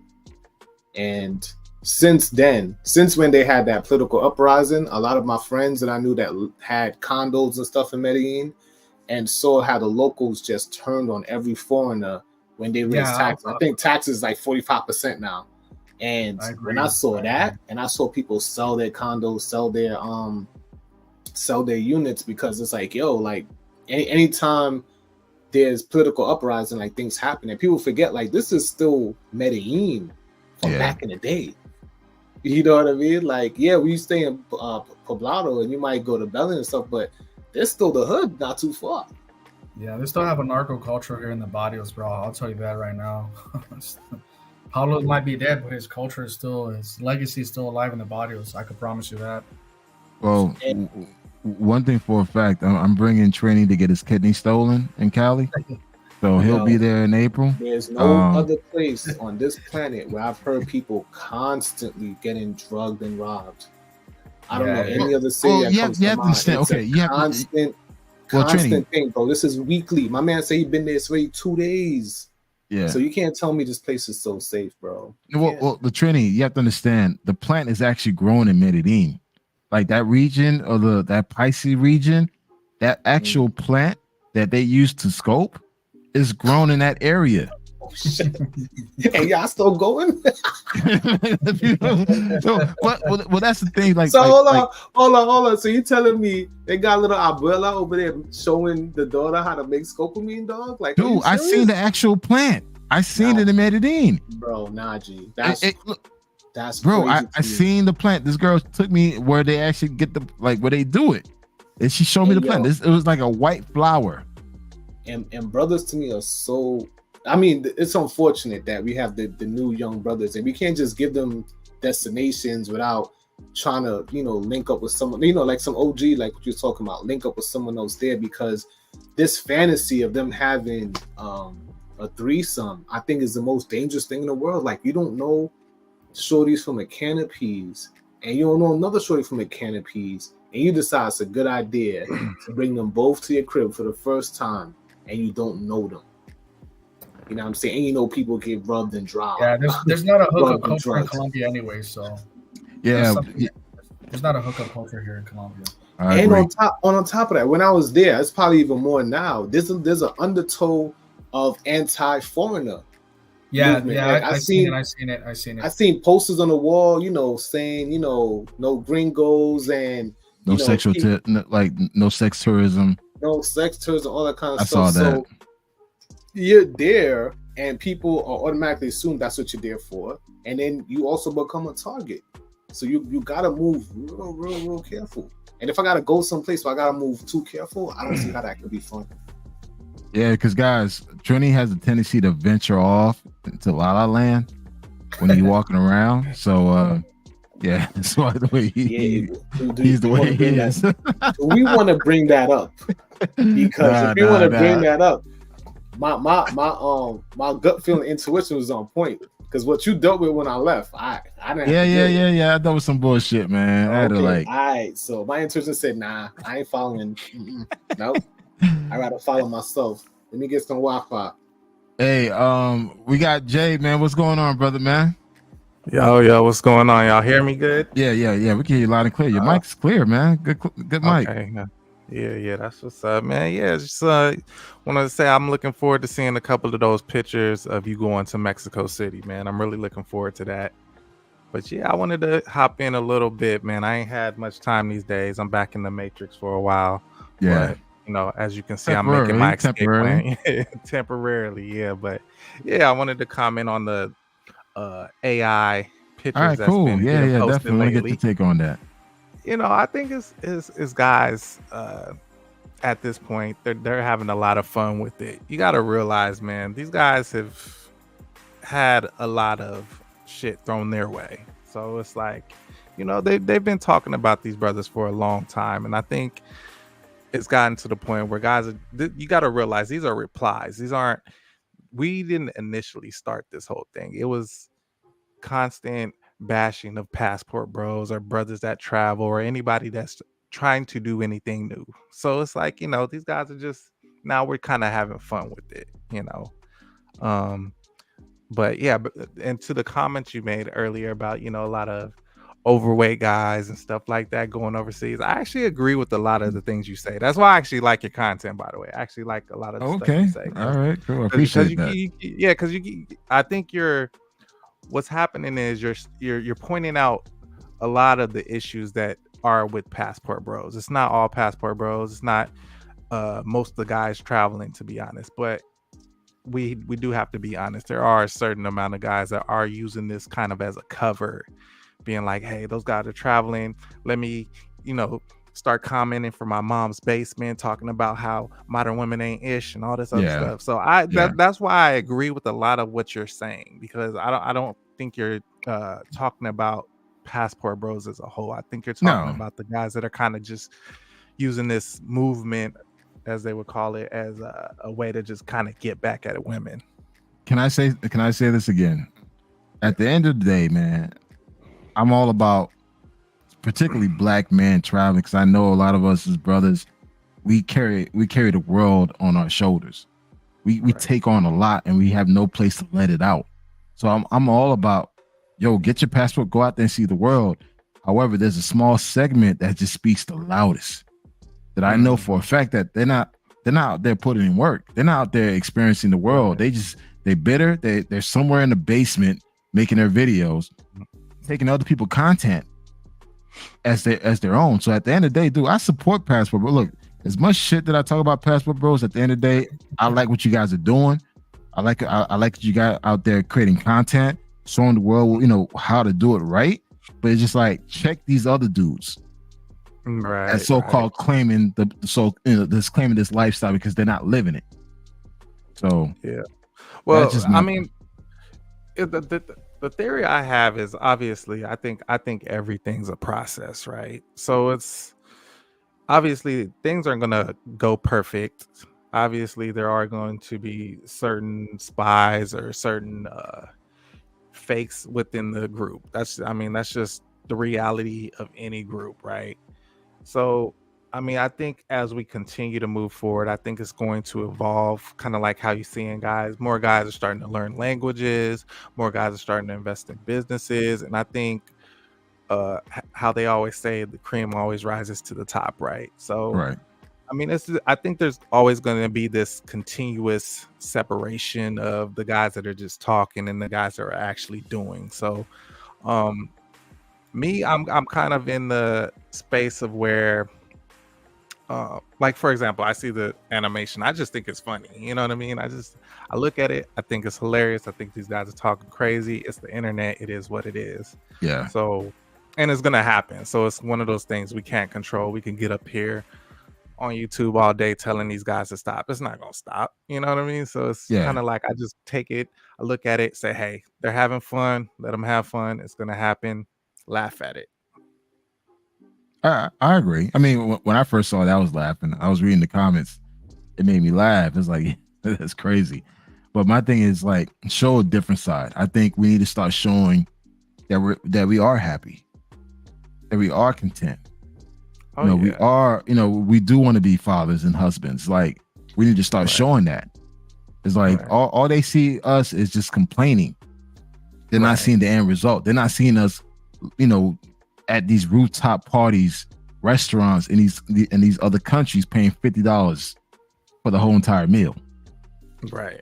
So I think we need to do that, share that, because again, I'd rather not spend money at Ruth Chris here in the States and take that same money, buy a plane ticket, and actually go to Ruth Chris in that country. Right. And I think I think we need to show brothers that they could actually experience that versus just talking about it. Well, here's the thing. That type of content's out there, but the issue is that's not what gets clicked on. Yeah, that's true. You understand? Because I got that type of content. Yeah, I seen your content, man. I got that type of content. I'm not a huge YouTuber or anything, but the least type of viewed videos are being talking about prices of like haircuts or prices that I paid at a restaurant or but the most viewed video is me with some woman walking down the street, so it's me with talking shit or something, but it's never something that's really tangible, something that guys can actually take and use whenever they are traveling. So that type of content is out there, obviously, but just like anything else in entertainment, it's it's the shock value that's going to draw the biggest crowd. I agree. I totally agree with that, because you create some good content. There are other YouTubers out there that are not as big as other ones that are making a lot of the noise, and they create some real great content. They showing like life in these countries, like relationship, marriage, kids. They showing that, but they have 500 subscribers. It's like sucks. Yeah, exactly. So I mean, but it's we do have to realize it's entertainment. You got to give the audience what it wants. And also, let me make this point too. Throughout this YouTube thing that I've done, this kind of journey I've been on as far as YouTube, I've never really tried to be a huge YouTuber. I just kind of came out and put what I thought out there and how I live and kind of talked about it. But what I'm realizing more and more is that a lot of people just simply aren't ready for a lot of conversations, especially in the Black community. A lot of brothers just aren't ready to have a lot of conversations because there's certain things that I'll think are very basic and I'll get a lot of pushback on it. And it's unfortunate because it's kind of like, hey, if you guys just got these certain basic things down, you would move a lot further in life. But it's like, you have to wait for the people to get there. You can't force them to be at a certain level. It's almost like we're all in a vehicle, and certain people, it's just their stop. It's their time to get off. Some guys, they're just going to stop at, traveling to DR, Cartagena every couple of weeks, banging a couple of pros and then calling it a day.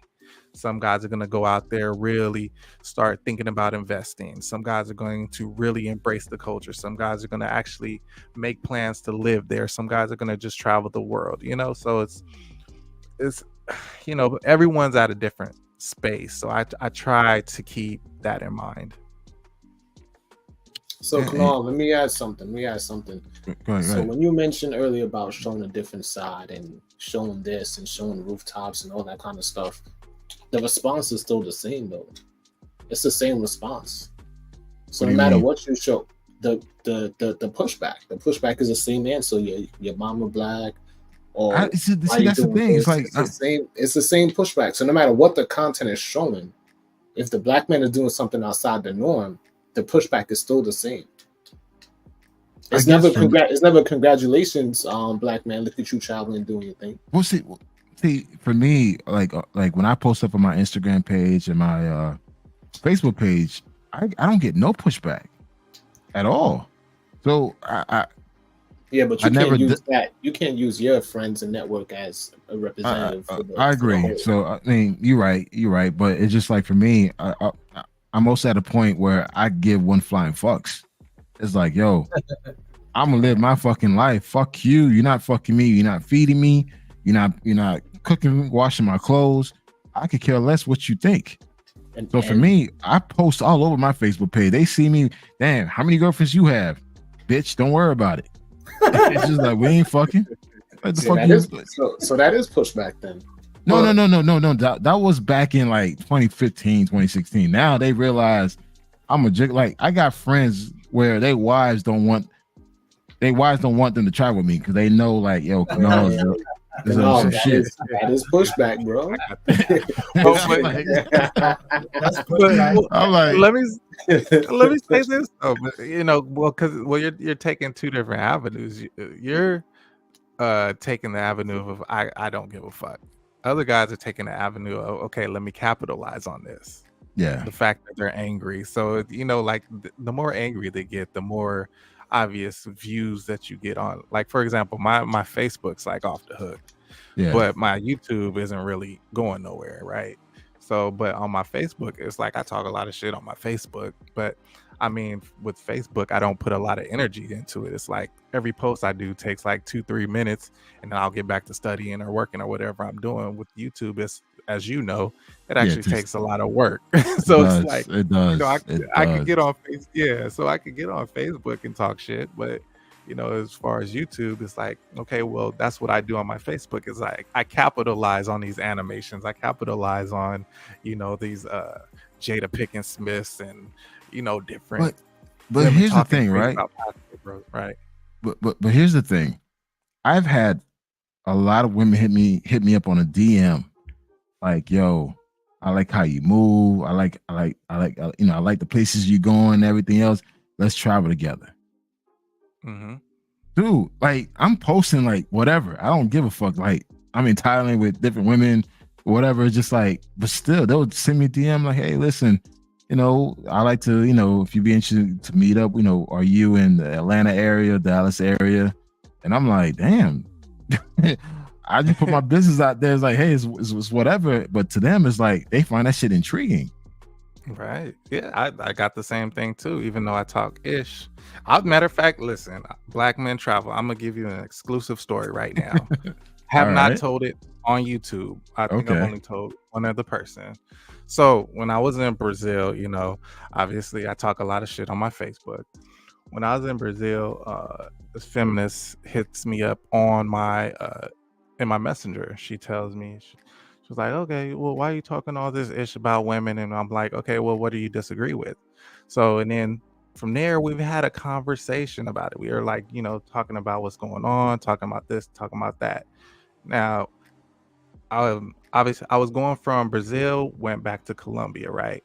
And then we're still kind of having these conversations. So what could have been an argument turned into us, having like really good conversations. To make a long story short, what wound up happening, she came, flew to Colombia, stayed with me for a week, the week of my birthday. Yeah, flew to Colombia, stayed with me for the week of my birthday. And we had a great time. Okay, so obviously, like, yeah, so and these are the kind of the stories I don't really tell out loud. I kind of keep them to myself. I'll tell it on your channel, but and I mean, these are the situations that I don't even show on my Instagram. You'll see are on my YouTube, because to be honest with you, the best women I don't show. I'm not gonna show them. The women I really actually like hanging out with, I'm not gonna show. Yeah, but yeah, basically what it comes down to is I mean, they'll hop in your DMs. It's just about how you move, or how you know how to speak with them. I mean, that conversation could have really went sideways, especially thinking about the whole Austin Holloman situation in Brazil, what happened to him. But if you know how to speak with women, know how to talk to women, I agree. And that's another thing that you were getting at, is these brothers need to learn how to talk, get in shape, stuff like that, man. You can turn it into a net positive. I mean, like, I see you work out. You post a lot of your workout pictures and everything else. You tell guys to get better, do better. Mm-hmm. And the thing is, that shit flies over their head because that's too much. It's easier for me to just bitch and complain. Before you move on, just to piggyback on what the brother said about him and meeting up with the feminists and all that good stuff. The intrigue comes in after the initial what can I say? The initial pushback, right? Because it seems like, correct me if I'm wrong, she came in your DMs to be somewhat argumentative or something like that. It looked like you flipped it into something positive. But I believe the original response is, why? Who are you to travel? And then after that comes the intrigue. And I would say, not the exact experience, but I would say after they get past that, you do meet, and Kunal, when we travel, we meet other women, American women, and the reaction is different after they get past that. Well, it's different. They hop in my DMs for different reasons. I mean, that's not the only story that I have like that, and it's not the only way women hop into my DM. There's women that hop into my DM. Oh, I love what you Passport Bros are doing. I really think it's great. It's awesome. And then we'll start talking from there. Or they'll be like, oh, even like in America, it's like, you're so hard on American women. Why are you this way? And we'll start talking. I mean, there's so many guys. I mean, I got a ton of stories. So it's like, so that's not the only time. That's not the only situation. It's just that was like probably a great example of just me being able to travel and show stuff. Fits. I mean, I get it. I say it still fits. Yeah, it's still the same methodology of how the first response is. Yeah, not saying it's the only response.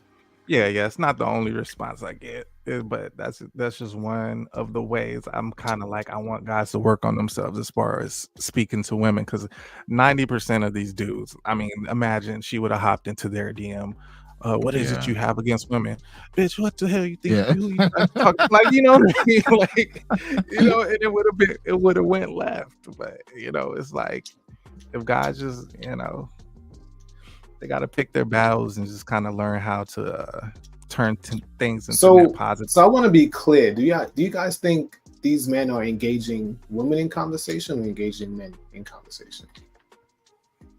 What do you mean? Okay, so for the picture, for instance, you think it's targeted towards American women, black women, or it's targeted towards other men? Yeah. The AI image? Yeah. I think it's targeted towards women. How? What's the message? Shit. Dude, I mean, the message is literally saying with the text in it. But okay, my thing I really want you to don't skip it. Tell me what the message is. I'm not saying hold up, bro. Hold up, man. It is what it is. I'm about to speak my piece up in this bitch, bro. Nah, you about to segue. Man. That's why I want to stop. No. Okay, my thing is this, okay. When I see the image, keep in mind, guys, the image is very subjective. What each of us sees something completely different. What I saw was like, okay, guy's pissed off. And he's basically, you know what, fuck it, I'm done, I'm out. But yet at the same time, while he's out, all the women are attacking him. Like, your mama ain't black, you can't handle a strong woman. What's the message to women though? That's why you said it was a message to women. I don't see. Oh, the message to women was like, listen, I have my passport now, I'm gonna find me another woman in another country. That's the overall message, right? That can't be it, bro. That has not. The women are not even center stage. The message is to a man. Trini, the picture is very subjective. What I see is different than what you see. Yeah, but that's a far bridge to talk about. It's giving a message to women, bro. This has nothing for them in that picture. It's letting the women know they're the background. Dude, sometimes the background speaks more volume than the foreground. Not in this picture. Oh my God. I would say, God, well, I think two things can be true at once. Obviously, I think it is. My question would be like, where did you post it? Were you posting it in male-centered groups? Are you posting it in female-centered groups? True. You know, source. And I would have to actually ask the dude. You know, but my thing is, yeah, I do think, you know, it's a way of kind of thumbing your nose at black women, obviously. But like I said before, it's like, you know, now we're having fun with it. We're having fun with it at this point. It's like, you guys got to talk all this shit for so long. Now we've gotten an answer to where we don't got to deal with you. It's kind of us just saying we're leaving, but we're talking shit on our way out the door. Mm-hmm. So you know what? I would agree. I would agree a little bit. Like we're in a couple different travel groups together, Kanal, and there's like the melanated travel group, and you know the co-ed travel groups. Like, yeah, I will look at you sideways if you post this and, you know, black people travel and, you know, let's travel together. That's you out of pocket. You out of pocket for that. You know what I mean? I might put a comment, wrong group. You know what I'm saying? And I do see men do that. And I think that's kind of weird. Like, they will go into spaces where black women are and post this content. And I would definitely agree with you full-heartedly, Kanal, that that's what they're trying to do. Oh, wow. Trini agreeing with me? In most cases, this is posted in your group. Your group is a male-centered group, correct?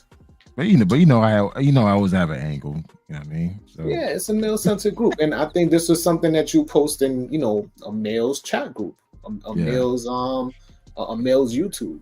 You know what I mean? So I don't think the message in general, you know, Passport Bros, there's bad, good, there's different levels. You know what I mean? But I think the overall is a message to other men, not really directed towards women. Because most of them are saying you have other options. They're looking past the women here. But where I pulled that picture was from a co-ed group. Yeah, he out of pocket. I got you. So, he out of pocket. Well, I doubt the person that created it put it in there, though. Yeah, someone else probably did. Well, guys, I'm gonna move on. I'm gonna move on to this because I got to get your take on this. You guys been to Colombia, so you guys can speak on this. This brother right here has been talking to this girl right here for about over a year, and she robbed him, and he went to jail. He set him up. What's your take on brothers going to these countries to mess with like the lowest tiers of people? of these countries than cry about it. Ulysses, I know you currently in Medellin right now. What's your take about this whole thing right now? This brother actually went to jail. She robbed him and he went to jail. So, and he's telling guys to not talk to her, avoid her at all costs, and everything else. What's your take on that?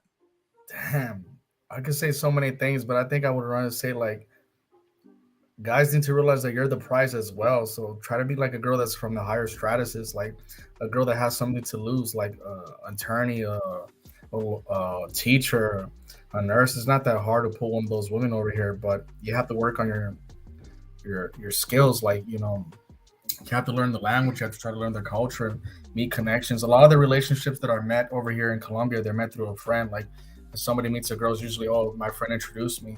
So you got to meet the right people. And you're not going to meet the good women in the clubs or even, I don't even think on Tinder. So you're going to have to do like outside the circle. Like I would say, suggest maybe go to like salsa classes or a cooking class or a hiking group. You got to do things that normal women are doing, good women are doing. So a lot of guys are not doing that. They're getting on Tinder or they're going to like the clubs to try to meet a girl when they come over here. And so they're getting into a lot of issues. That's what I think. Okay. Trini, your take on it, and we'll jump into John. Get your take on it. Trini, what you think? I mean, I need more information, but I'll be honest, this stuff could happen anywhere. But again, I think Colombia is not the place, man. Like, I don't know why you guys advertise this place. This place, it's the same story over and over and over again.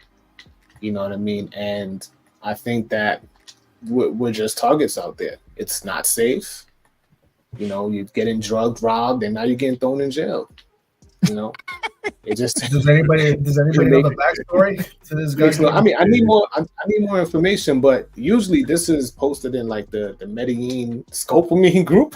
Yeah. What part of Colombia was he? Bro, if there's a group telling a warning group to men about not to date certain women because she's gonna drug you and put you in jail.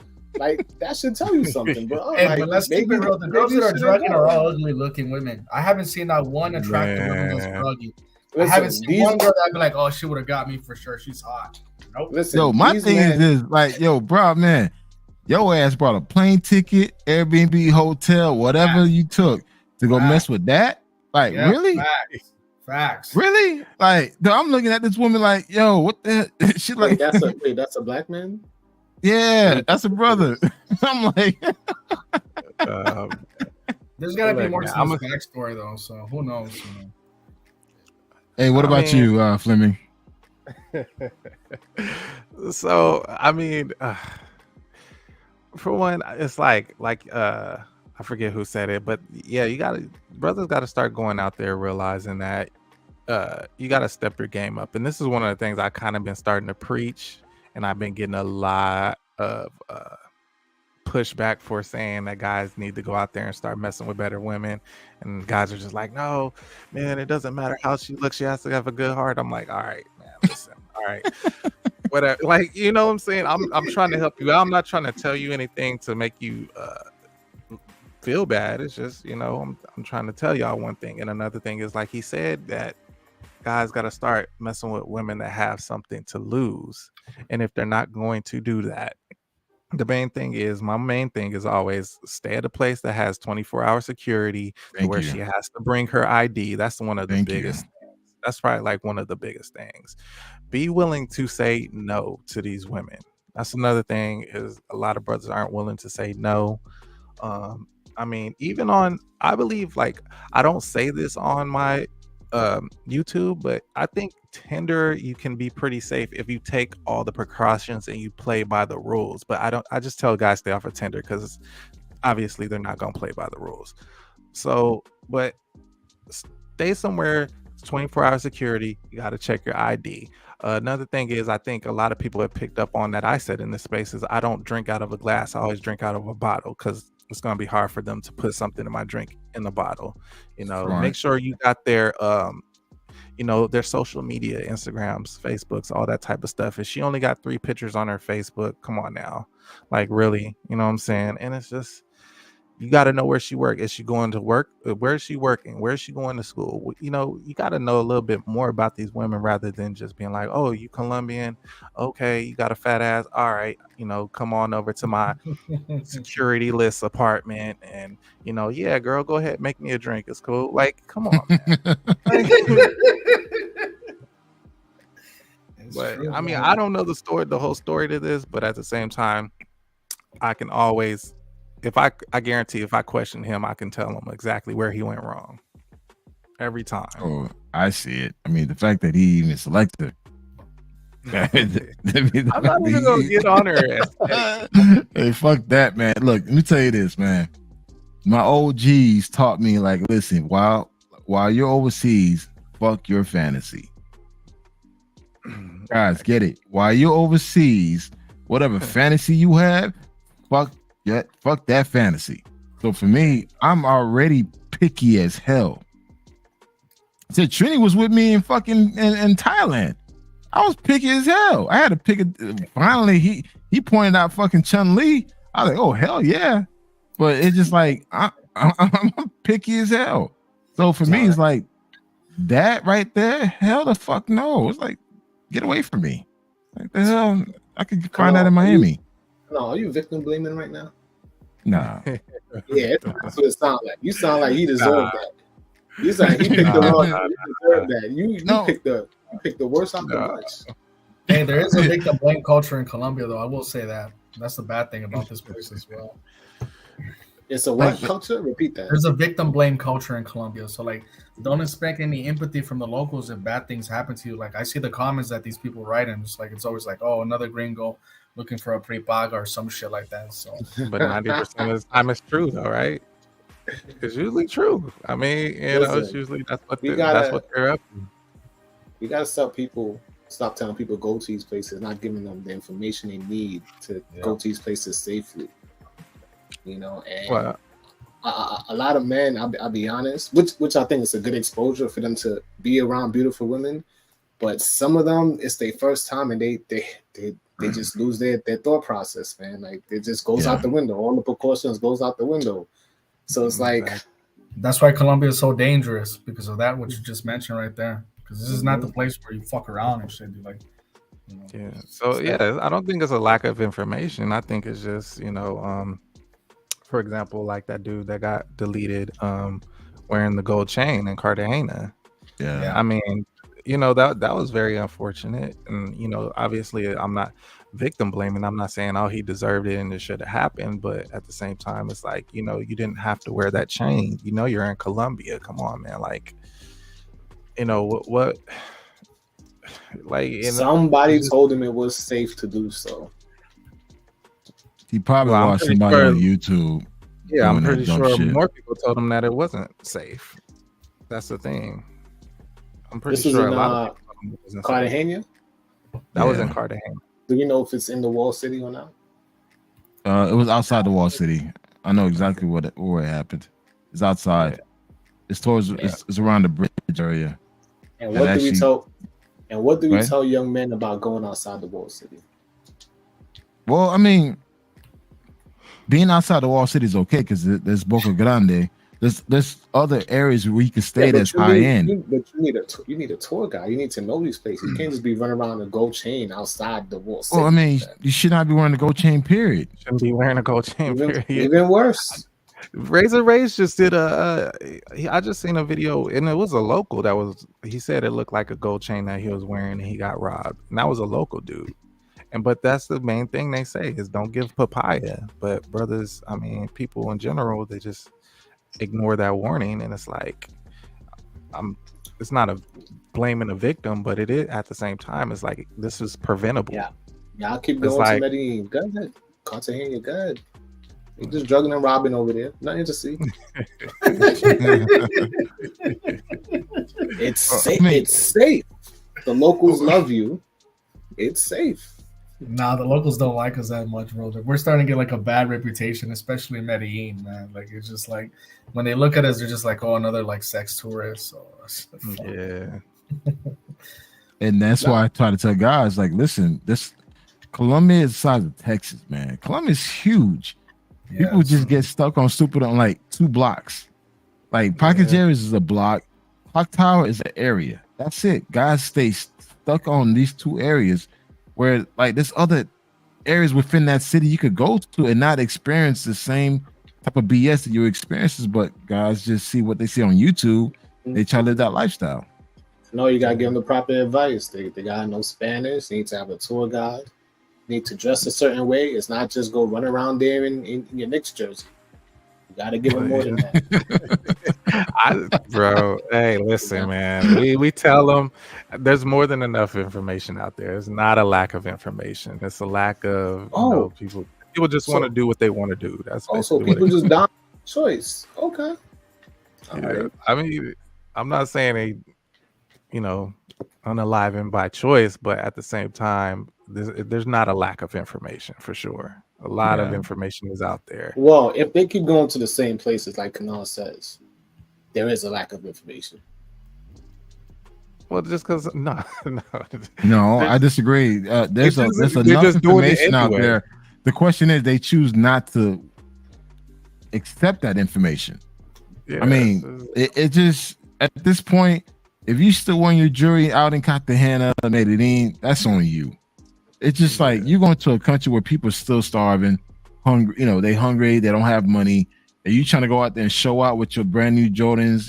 Trying to be loud. Dude, that's on you. Exactly. I've heard it plenty of times. Look at Razor Ray's channel. He has a whole channel dedicated to this. Or who's that? DC Rob got a whole channel dedicated to this. The you know what, Kanal? I got something for you, man. We need to put together a cast or 2 on the do's and don'ts, because obviously it's not being talked about enough. I done a podcast about that. I did a podcast on that. I got 60 views on that. It just I don't have an audience, man. I don't know. If I'm watching different content creators or something, because I could name like Andre from Love Crossing Borders constantly telling these dudes, obviously DC Rob always telling them, Razor Rays always telling them. I don't know. Guys in the group always talking about them. Whoa. What's going on? No. Hey, no. There's a video. I'm trying to play a video, but it's making some weird noise. My bad. Did we have our audio switch somewhere? What you doing? Did you close this is the other Cartagena windows? right here, bro. This is Cartagena right here, man. This is like a promoter in Cartagena. He hosts these parties every month. Like I still fuck with Cartagena. It's just like I do private events now. Like the last time I was in Cartagena, I did Bora Bora Beach Club. Like I was doing private parties. I didn't do the Delirium Dolce Vita. I was doing like private shit. And dude, when you do the private parties, it's a whole different clientele, women, a whole different vibe, man. So I don't know. That don't happen. Go ahead. My bad. Listen, I worked in Dolce Vita, and what's the other one? Whatever the other one was. Delirium Space. Don't get it twisted. It looks better than most American clubs. It looks better. However, it's the same ish. And I was like, I don't want an American experience in Cartagena. So I went in, took a look, and went right back out. I did a cooking class in Cartagena. How was it? I think it's on my Instagram, and I was able to meet a very nice other foreign young lady. So you gotta tell these guys to do other things, man. I tell guys all the time, man. Look, there's so much. A lot of these cities have a lot to offer, like in Medellin, Cartagena, Bogota, Cali. There's a lot to do and see in these countries, but people just get stuck on what they see on YouTube. They want that hip hop vibe, and that hip hop vibe, you get that hip hop experience. And not for nothing, there's so much other women traveling from all over the world, open minded, that you could bond and link with, So yeah, that's true. Because it is a hot spot for Black women too, because there's a lot of culture. And then when you go to Palenque and you go to that, I think you went to that volcano with the mud and stuff. Like, there's so much so much to do just to I go mean- to the same clubs that you'll go to in Miami or something. Like again, guys, don't come to Cali. Cali, you go, they gonna get your kidney stolen. The races, all this other stuff. Boring. There's nothing. Everything closes at 11 o'clock. Yeah, everything closed at 11 o'clock. Ain't nothing in Cali. They're racist. They bona fide racist, and they'll drug you and steal your kidneys and your lung, your left lung. Hey, you know what? I think even if they did go, they wouldn't like it. To be honest with you, because you kind of got to Why you move think different so? in Cali. You got to move different in Cali. You got to move different in Cali. You can't move like Details, But there's because no clock tower. There's no clock tower in Cali. Yeah, this there's guy's none trying of to that. get me to go, and he's telling me that we need to hire security. He's already collecting a No, GoFundMe. no. I didn't say that. I said that when I hired the security, it was in Medellin because we rented out a mansion. Oh, and so it was- it's dangerous. Gotcha. No. We rented security because we knew we were inviting girls left and right. And with the security guard there, he took all their purses, took their phones, and he kind of enforced law. And it was my boy bachelor party at the time, so he was like, "Yo, I want to be safe," and we paid an off-duty cop, and he literally was like our bouncer, Nice. Okay. and we had a good time, bro. We had a great time, So It's precautions must be taken.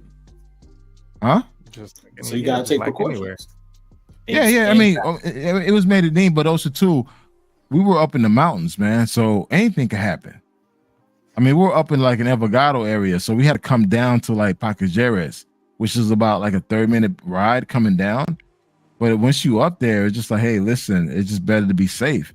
And what my boy did, he made sure that the security guard guy had his own room, so he stayed with us. What year was this? Oh shit, this is like 2019.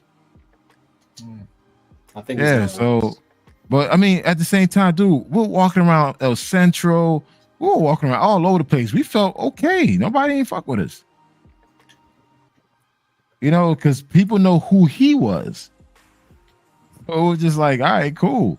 So for me, like Cali, I don't think we need to be that extreme, but it's just like, hey, if we're out there having a good time, look, it doesn't hurt to pay a dude $100 a day to make sure that we good. Oh, I'm with it. I mean, guys, like seriously. I mean, guys, you don't see the value. Okay, if you guys in a group trip, you pay a guy $100 a day. Like, hey, listen, you're gonna be our eyes and ears. What goes down? He's gonna about to make about $600 after this whole entire trip. Dude, he's gonna give you his best. What's that? $33 a piece? Pretty much. Well, of course, we'll probably tip him off because we build a relationship with him. We'll probably give him a little extra. But like, the point is it's not expensive. That's it's not expensive. That's the point. And the fact that he was able to find us a driver. We had a driver where the driver had a tinted van. So we were moving around the city, dog. People didn't know who was in that car. I mean, in that shuttle service. So we were in and out. And we had chicas with us. And guess what he did? When we had girls come through, he would first body tap them and he go through their purses. And he said, and he collect their phones. There you go. Yeah. And he like stood that. by the door. He stood by the door. So when it's time everybody got to go, it's like, hey, he checked them. All right, go. Like he took care of us, man. And I still got his number to this day. Yeah. Let's do I that. still got his number. Okay, yeah. Let me know next time you go on a Medi, man. I mean, I I think ain't that's going- not I to go now. I ain't going ready. No, hey, I'm willing to give Cali a good shot, but I ain't doing it. I mean, you'll be all right, man. You're like that. You may get your kidney stolen, but you be all right. You just need one kidney. You don't need two kidneys, man. you only need one. Man, There you go. I just don't see why. I don't get it. I mean, maybe for the workout because you walk up in the hills. The food is overpriced. I don't see it. Well, that's the thing. Cali's a whole different vibe, man. Just the vibe is still a little different. It's not as like you kind of blend in. Like if you dark skinned, you kind of blend in with the locals there in Cali. Yeah, Kanal, you do not blend in, bro. No. I mean, I'm bigger than most, but I'm just saying it's just like with the black Colombians there, you kind of blend in. Like Cali has the second largest black population. Like you blend in. I mean, limited. I mean, you agree. You just got you were there. Yeah, no, definitely you blend in. I mean, as long as you ain't doing nothing crazy, man. Don't wear gold chains. I don't know if that needs to be said out loud, but but yeah, no, you blend in. You know, just stay safe. Go straight from your hotel to your taxi, and then wherever you're going, and straight to the restaurant. Don't be doing a bunch of dumb stuff. You'll be fine. All that Especially sounds as a pretty black man. dangerous. But I'm just saying, we on vacation I'm and we just gotta saying be that- ducking through. I don't know. you ain't. It's not like I mean, you what the hell you want? Your ass just want to walk around neighborhoods and shit. I'm just saying, y'all need to tell the people what it is. There are threats. This ain't There's Disneyland. threats everywhere you dude. When I was in Brazil, okay, guys, when I was in Brazil, I seen a damn guy get robbed, like right in front of my face. Where you was? Damn stick-up kids. Where you was? I was in Copacabana. What time? Yeah, he was in Copa. Dude, it was in the afternoon. That's like, weird. No. It's very dangerous, especially no, Rio. man. I was in Copacabana, man, bro. I was walking 1 block away from Atlantic Avenue, the other main street, like where all like a lot of the businesses are, away from the beach. Dude, said afternoon. What time? 3, 5 o'clock. You talking about? This is 2017, man. So we was there. We was there 1 year at the same time. You know that. Oh, okay. But the thing is, it was a bunch of kids. Like they do some type of distraction, hit and move type of shit. I was just watching everything. I'm like, damn. And the thing they were looking, and I could tell they were looking for target because I was watching them, but they were watching other people. And I'm like, wasn't recording the movie? Huh? Sure, wasn't recording the movie? No, man. Nah, man.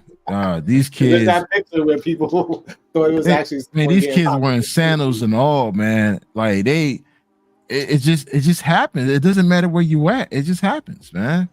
Yeah, but Rio's not known for that, man. It's not. I hear you. Rio's not known for that. Nah, Rio's dangerous. Really, really dangerous. Oh my. Okay, dude, okay. My boy, all right. Is Rio more dangerous than Medellin? I would say it about depends. The same. Yeah, I would say about the same. Yeah, they're about the It same. doesn't have the druggings. It That's doesn't have the druggings, bullshit. but the robberies are high. You don't hear the druggings, but dude, the robberies are high. Oh yeah, I know somebody that actually got drugged in Rio. Dude, my boy got robbed by trans. Oh, fuck. That's just about that. I'm victim blaming that one. I've heard about that. No, dude, it's just like no, he was like him and his boy was walking back to the hotel room. This is like 2:00 in the morning. They were leaving Dolce Vita. They were walking because they were staying right near Mavs. They were staying right near Mavs because he was telling me. They were walking back, and these lady boys went up to them like in groups. There was like 6 of them, and what they did, they surrounded them. And they was like, "Oh, it is like no, I'm not interested. I'm not suspect, whatever." Dude, they try to rob and they pull out a knife on him.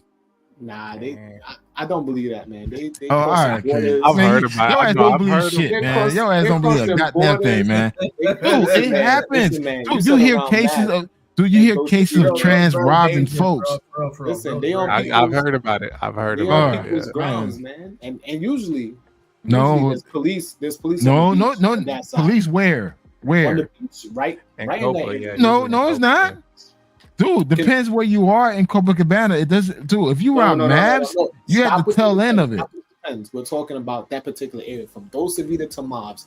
From Mavs, there's no lot of cops in that area, man. Especially if you're walking down up to the main street where the businesses are. Ain't no lot of cops there.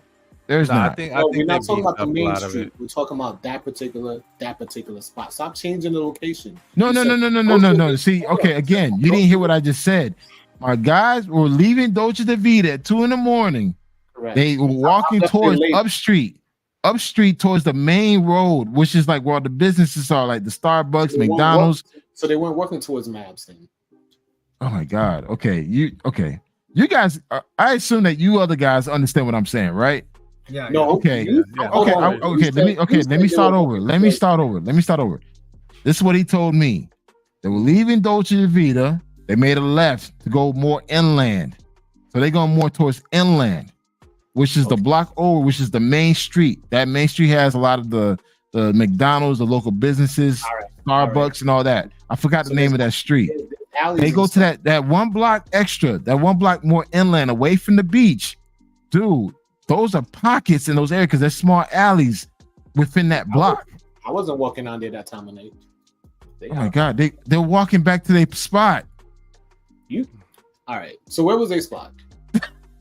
I wasn't there. They were just draw on my map. You said Maps first. I'm gonna give it. Oh my to God. You. Okay, all right, guys. Google Look. Maps. What you talking about? Hold on. Okay. Hold Hey, on. Trini, you take this shit way left.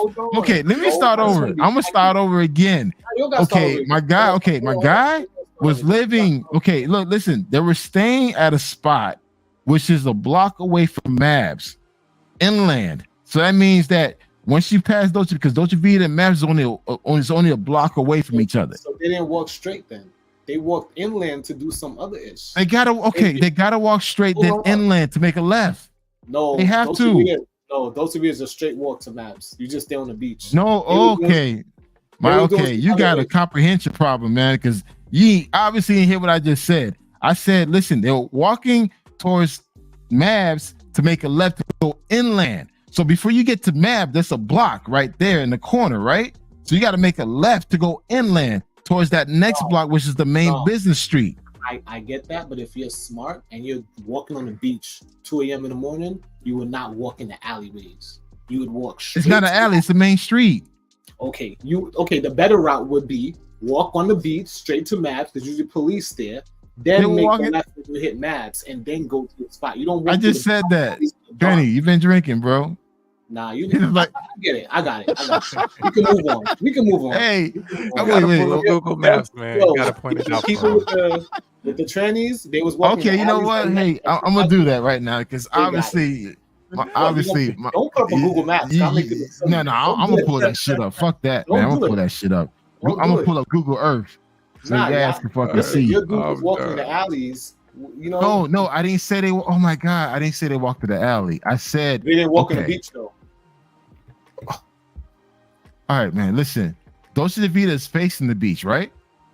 It's literally on the beach. Yeah, but it's facing the beach, right? Right. Mavs facing the beach, right? Correct. Mavs is 1 block away from Dolce Vita, so you got to walk towards Mavs. It's more than a block, but I got you. Man, well, 2 blocks. But the thing is, you got to cross the street to go towards Mavs.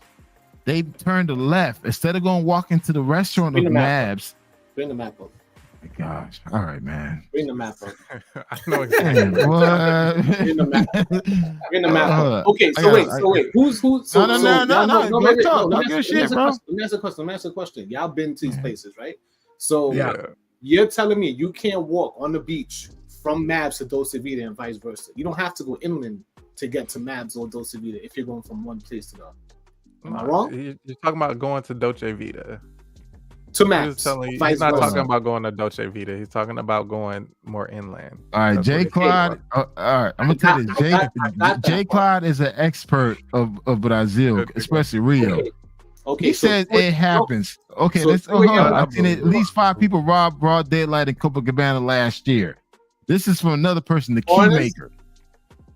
I've seen at least 5 people get robbed in broad daylight in Copacabana in the last year. This is the Keymaker. This is another dude that goes to Brazil often. That doesn't invalidate. Okay, here's Jay Clyde again. They still with the little area between. Okay, hold up. The little area between Mavs and Dolce Vita is like Skid Road late at night. It's definitely a shady figure area in that area late at night and no police. That's the area. Oh my God. You don't turn to that area. Bring up the map. I'll show you exactly what I'm talking about. But you're not gonna bring it up. God damn, boy, this, man. You know what?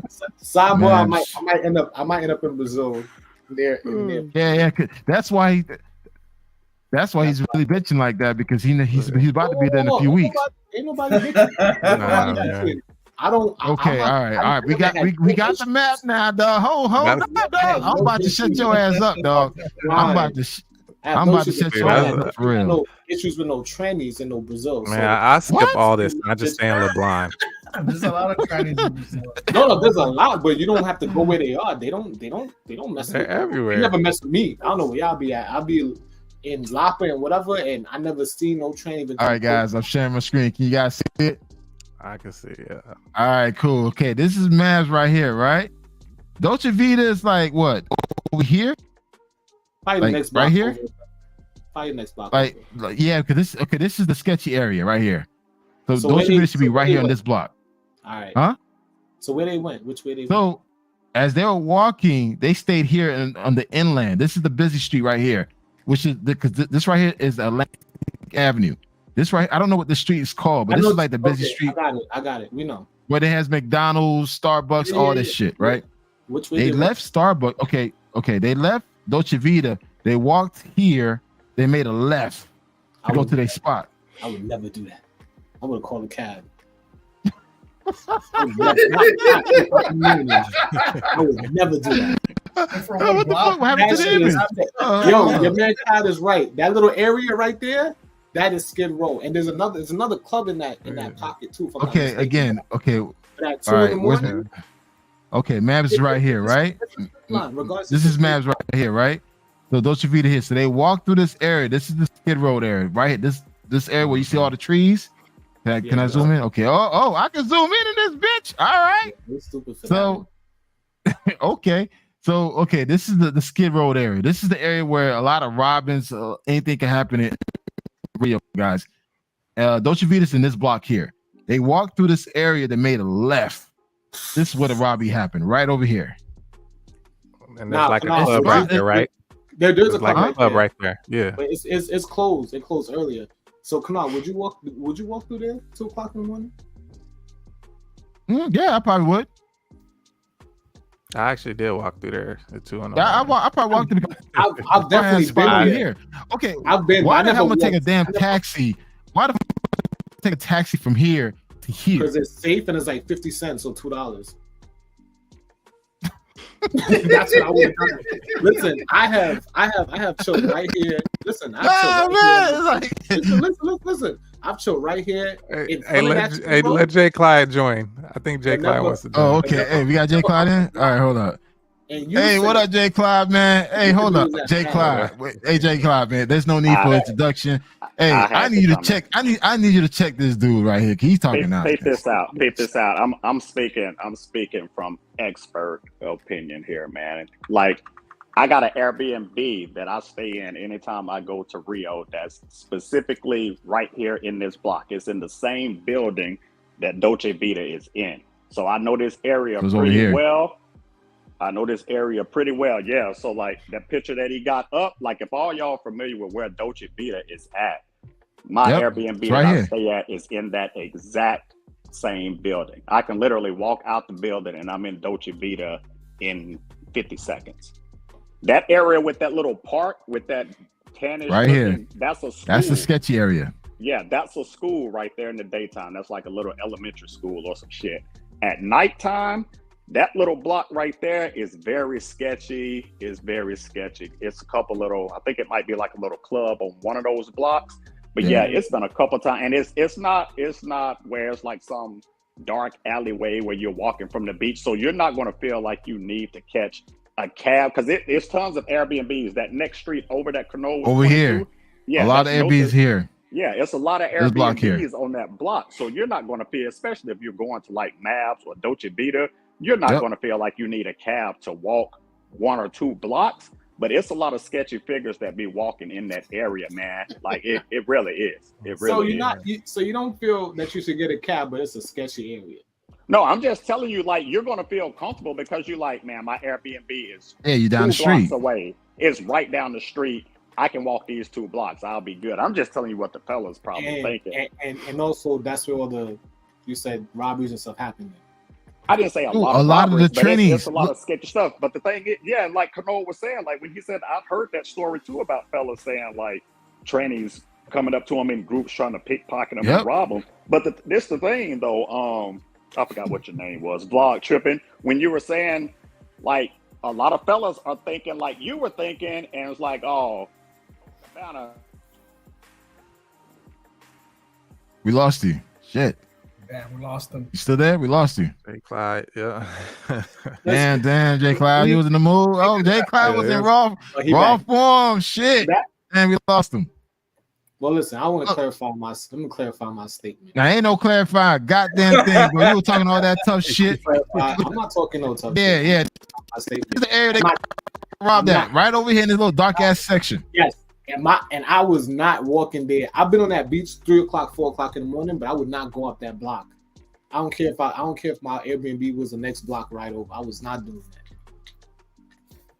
But the thing is, a lot of guys don't know that. A lot of guys that never been to Brazil don't know that. They don't know, like, okay, a lot of guys would think, okay, because I'm only 1 block away from the beach. I'm 1 block away from Dolce, from Dolce Vita, 1 block away from that.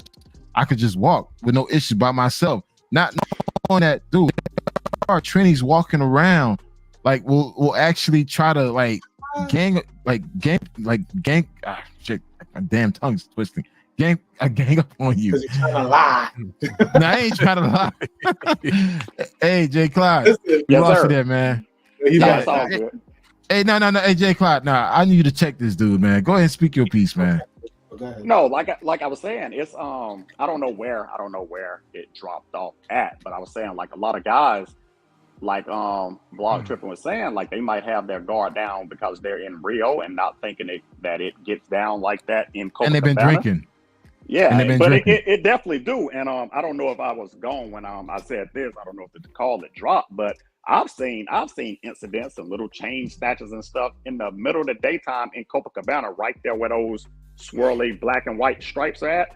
I've seen little favela kids snatching chains in the middle of the daytime there. I've seen a white guy get his cell phone snatched at like 3 p.m. on Nosa Senora, and the police chasing the guy down the street and giving him the business. So yeah, it gets down in Rio, Copacabana too, in the middle of the daytime. So the whole thing that you have with Medellin, you just have these channels that's promoting it. And we lost you again. But yeah, I mean, but I don't disagree with what he says though. What he's saying is correct. Dude, I seen, like I said, man, I seen a robbery happen right over here in this section. This street over here. And this is a busy street. This is not Copacabana. Right. This is a business section. I seen robberies happen. So it just, I said, well, thank God I didn't see none. The only thing I had an issue with not even with police, indirectly with police. I didn't see none of those stuff. But yeah, I know Rio could be dangerous. I know that. That's a fact. My question is, I can start a channel just doing negative stories of people getting robbed or crazy locals getting into issues in Rio. Can do the same thing in Rio. There you go. What about LeBlanc? Whatever, because that's where I like to stay as LeBlanc. And LeBlanc is cool, man. LeBlanc is it's more like the upper class. LeBlanc, you can price yourself out of all these crazy situations. That's what I do in Medellin. I don't have any issues in Medellin. I price myself away from the ignorance. Exactly. So that's what I'm saying. That's why I take a cab is because if I leave Dolce Vita, I'm usually going the other direction. So I usually get an Uber to go to the LeBlanc side. I rarely stay on but the thing is, most guys do the cheap side. They stay in Copacabana, and they're in this area right here. Is what it is. It's a lot of Airbnbs in that area, man. And I'm right telling here, you, especially over here, this backside over here, a lot of guys on this backside, and this is where the locals live. Especially when we tell them, yeah, you want to be close to Mabs, you want to be close to Dolce Vita. That's what guys say. Like when guys promote Rio, they promote fucking Mabs and Dolce Vita. Yeah. And they promote fucking Postal 5. What Postal 5 at? What the fuck is Postal 5 at? Here comes the energy right there. Where the fucking Postal 5 at? Motherfucker over here. This Postal 3. Hold on, let me push this. I'm gonna take your ass to Postal 5. You gotta find that. As a Postal 5, man, you gonna meet a motherfucker out there that's gonna try to overprice you. You paying about $40 for a damn hamburger. But the fact that he got a bunch of bitches around you, oh dog, they bad. Dog, he's like literally overcharging you left and right. I'm not gonna call out his name because I learned my lesson. Nah, them chicks is bad though. But yo, You don't you gotta- gonna pay you don't gotta out of order- pocket You for don't this gotta one, order stuff though. You don't gotta order stuff. You don't. man, dude. This Listen. guy right here, man. Look, I'm just saying, you guys go all Poster 5 to pay over. Oh, there it is. There's Poster 5 right here. You'll pay all this amount of money just to have a bunch of pros around you, knowing damn well you could just stay your ass out here at Rasta Beach. You could Nope. meet with the goddamn locals Nope. I'm not. Well, okay. It's a different experience though. It's not the same though. right here. It's not this. Bro, Rasta Right Beach here. is further up. It's further up. It's like Postal 1. Yeah, this is one right here. All right. Well, what's that? This is one right here. What's that? That green thing. That's a tennis court. Damn, I didn't know that. Yeah, that's new. Wow. That's a. Nah, they probably just had something. They probably just had something temporarily up for an event or something like that. Yeah, but this Poster 1 right here, man, because Poster 1 is not too far from Abs. Yeah, but you gotta know Portuguese to be trying to. I mean, you still could do your thing because I went. No, I'm you just don't, saying, man. I'm saying you can still do your look, thing. You can still do your thing. It's a different environment than Postal 5. That's what I'm saying. All right, man. Am I lying? I'm glad. I mean, shit. Buy drinks, get drunk, girls drunk and shit. Though that'd be cool with you. I mean, you're gonna spend less money though, and you definitely get a different. You variety. fucking in real. You're not gonna spend a lot of money at Rasta Beach. Them If drinks you go to are cheap Postal as 5, hell. compare to Postal 5. That's what I'm saying. You're gonna spend. Poster 5. You're gonna get ripped. That's it. It is what it is. Hey, Clyde, you been to Poster 5 already? I know all about Rio, man. I've been doing Rio for a minute, man. Listen, ain't nothing wrong with Postal 5 if that's your vibe, but you don't just gotta spend all your money there. You don't gotta chill it a whole day. You know what I mean? The beach I'm just saying, okay. All right, Poster 5 are the Mavs chicks. These are the chicks you see at Mavs and Dolce Vita. Ain't no need for you to hang out there. I mean, do you guys agree or disagree? It's truth to what you're saying. I agree. If you want to. I mean, I ain't gonna do it, but if you want to, I don't see nothing wrong with you just going I'd rather go to Rasta Beach. Rasta Beach is more the local feel, more chill, good energy. Hey, That's Kano, every day though. Kano, you know me. I'd rather just go to one of the beach clubs in Baja Tijuca. You know? Yeah, you could do that too. Baja Tijuca. You gotta know that though. Yeah, that's true. All right. Yeah, but you don't want to tell everybody.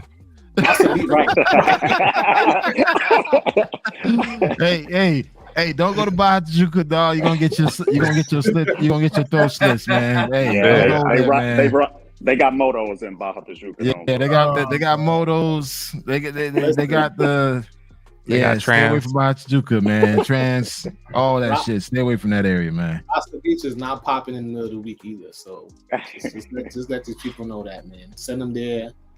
And you realize the DJ's not there. A bunch of old folk. Man, it just is what it is. But like, grandma. I mean, the good thing about Brazil is like you could do your vibe. You could go either, to Lapa, to Monterrey. That's where all the black Afro Brazilians are. I mean, it really depends on your vibe, man. It's always something to do. I'm more of the 4x4. Let me see if I can find 4x4 in this bitch. And I know we're doing like a lot of. I know we. You don't gotta, bro. Don't promote that. You don't gotta do that. I'm not promoting. I'm trying to see if I can find it. It's far away. That's at least like a 30-minute, 20-minute. I mean, I don't know. It's in a dangerous part of town. You don't want to go there. It's in Central, right? It's dangerous there, man. You don't want to go to downtown areas nowhere at night like that, man. Yeah. I mean, there's certain areas you don't want to go, man. It's just stop it. You can go. Yo, get a homie with. We're not selling them to VM. Cut it out. Hey, VM. Yo, how do you spell that? How you spell that? We not. I will not promote. I will not promote that. Come on, man. Hold on. I want to see what that shit is. That man. Villa what? What Villa what? I'm not even saying it, bro. Let me go. I'm gonna look it up. Fuck that. Fuck y'all, man. I'm gonna look that shit up, man. All right, y'all, I'm gonna hop off now though. But yeah, man, good conversation, man. Great conversation. I love it. Likewise, man. Thanks for joining in, man. Yeah, y'all brothers take care of yourselves. I'll holla at y'all later. Right. Yeah, man. Are we at the 3-hour mark yet? Kanal's off the rails right now. Kanal, how much you drink tonight, bro? I only had 2 drinks, man. I got to get up at 6. So I'm all right, man. You gonna hit the gym? Yeah, I gotta hit the gym. I'm Man. trying to be like you, man.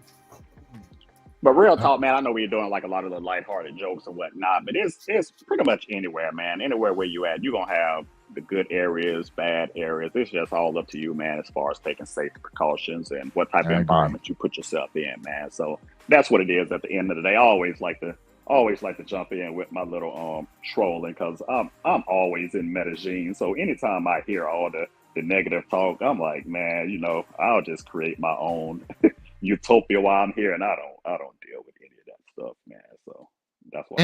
And again, I'm the same way. Like whenever I hear guys talk about Medellin, don't go there. I'm like, it depends where you stay, where you are, who you associate yourself with. There are a lot of factors that play into this, but again, that get clicks. That's what I'm noticing. Oh yeah, definitely, yeah. That's definitely true, man. And like if you're trying to go there and your plan is to run up the numbers for the weekend, then yeah, you might want to be cautious of it, because if you're running up numbers, it's a chance that one of those chicks might be a pharmacist and she might try to get you. If you ain't trying to run up numbers like that, and you just in chill mode and on some different type of stuff, I can tell you this: I'm never worried about a chica robbing me in Medellin. I can promise you that. For one, I got a girl out there, and we've been together for a minute, so I don't even have those worries. I can go to sleep with all of my electronics out, credit cards out. I can go to sleep with everything out with no worries. And I'm not out there just trying to run up numbers and worried about scopolamine. I'm not worried about anything like that. Now, if some moto boys can catch you slipping, that can happen. That's out of your control, though. Yeah, that's out of your control. But as far as chica robberies, man, they can take that somewhere else, bro. Listen, y'all go to Medellin at your own risk. I'll be there Monday, man. I'll subscribe to my channel. I'll show you some bougie stuff. Yo, let me tell you this: J. Clyde is definitely in the spots that I see no brothers ever go at all. Not even the local, not even the expats are showing where the places that you're going. Right. And I'll be back on some more of that the next 2.5 weeks. So it's all to the good. Yeah. And I pick and choose what I put up on my channel. A lot of times I don't even be wanting to promote the stuff and put it out there. It's like I'm fine. I'll be in my own chill zone. I don't even be thinking about making content a lot of times, man. I'm the same way in Dominican Republic, man. There's a lot of places I've been along the North Coast and Central where I don't post. It's like, this is for me. This is for me to enjoy and take in, and that's it. And there's certain areas that I would not promote. It's like, you know what, I'm good. I keep it the way it is. I let guys stick to the Sasuas and the typical spots. And I know some other places where guys don't even know nothing about. I'm the same way, man. But I think I'll do it just this time, just to do some trolling. I think I'll post some videos from a couple of these bougie spots just so people can see it. It is other stuff going on besides the park and robberies, man. Yeah. Well, man, hey, I didn't realize I was over 2 hours, man. Definitely want to close it out, man. Hey, we're gonna do a round table. You guys close it out. Help me close this stuff out, man. Again, I appreciate this. This was like a impromptu conversation. Felt like I will go ahead and go live, have a couple of drinks, call that night. So let's go ahead and close it out. So I'm gonna start off with you, J. Clyde, man. Anything you want to say just in general? No, man, just appreciate you having me up, man. And wherever y'all decide to travel, just be safe out there, man, and take care of yourself. Don't do anything crazy, man, and just try to enjoy yourself, man. That's true. Thanks, J. Clyde. Trippin', Rennie. Shout out to Black Man's Travel, man. It's like my YouTube mentor. You know what I mean? Got me here kicking and screaming. Check out my channel, Vlog Trippin'. Exercise some caution with these places, man. That's the main thing. I'm not scared to travel, but I'm also not gonna be oblivious to what's around me, the people that's around me, the income equality that's around me, the type of women that you're dealing with, the type of clubs that you're going. People watch you anywhere in the States, anywhere you go, but they definitely watching you hard as a foreigner. Don't believe what Kanal said that you blend in, you stick out. No matter if you wear Colombian clothes, you stick out. All right? They know that you're not. I know Kanal can speak Spanish. they could tell that you're not speaking Colombian Spanish. You know what I'm saying? So exercise caution. You know, you can have a good time, but you still got to keep your head on the swivel. You know, I'm from New York, so I guess I'm used to always checking the exits, looking at shady corners. I'm not going up no dark alleys at 2, 3 a.m. in the morning. I'll take a cab. I'll call an Uber. I don't care if it's 2 blocks away. You're talking about $1, $2. I think the max I ever spent on Uber in Rio was maybe $4 or $5, and that's like a half an hour. Uber's fucking cheap in Brazil. So man. from Doze Vida, if it's looking real sketchy, take a cab, man. All right, cool, man. Ulysses. Yeah, the same thing. I would just say be careful when you come over here, especially Colombia.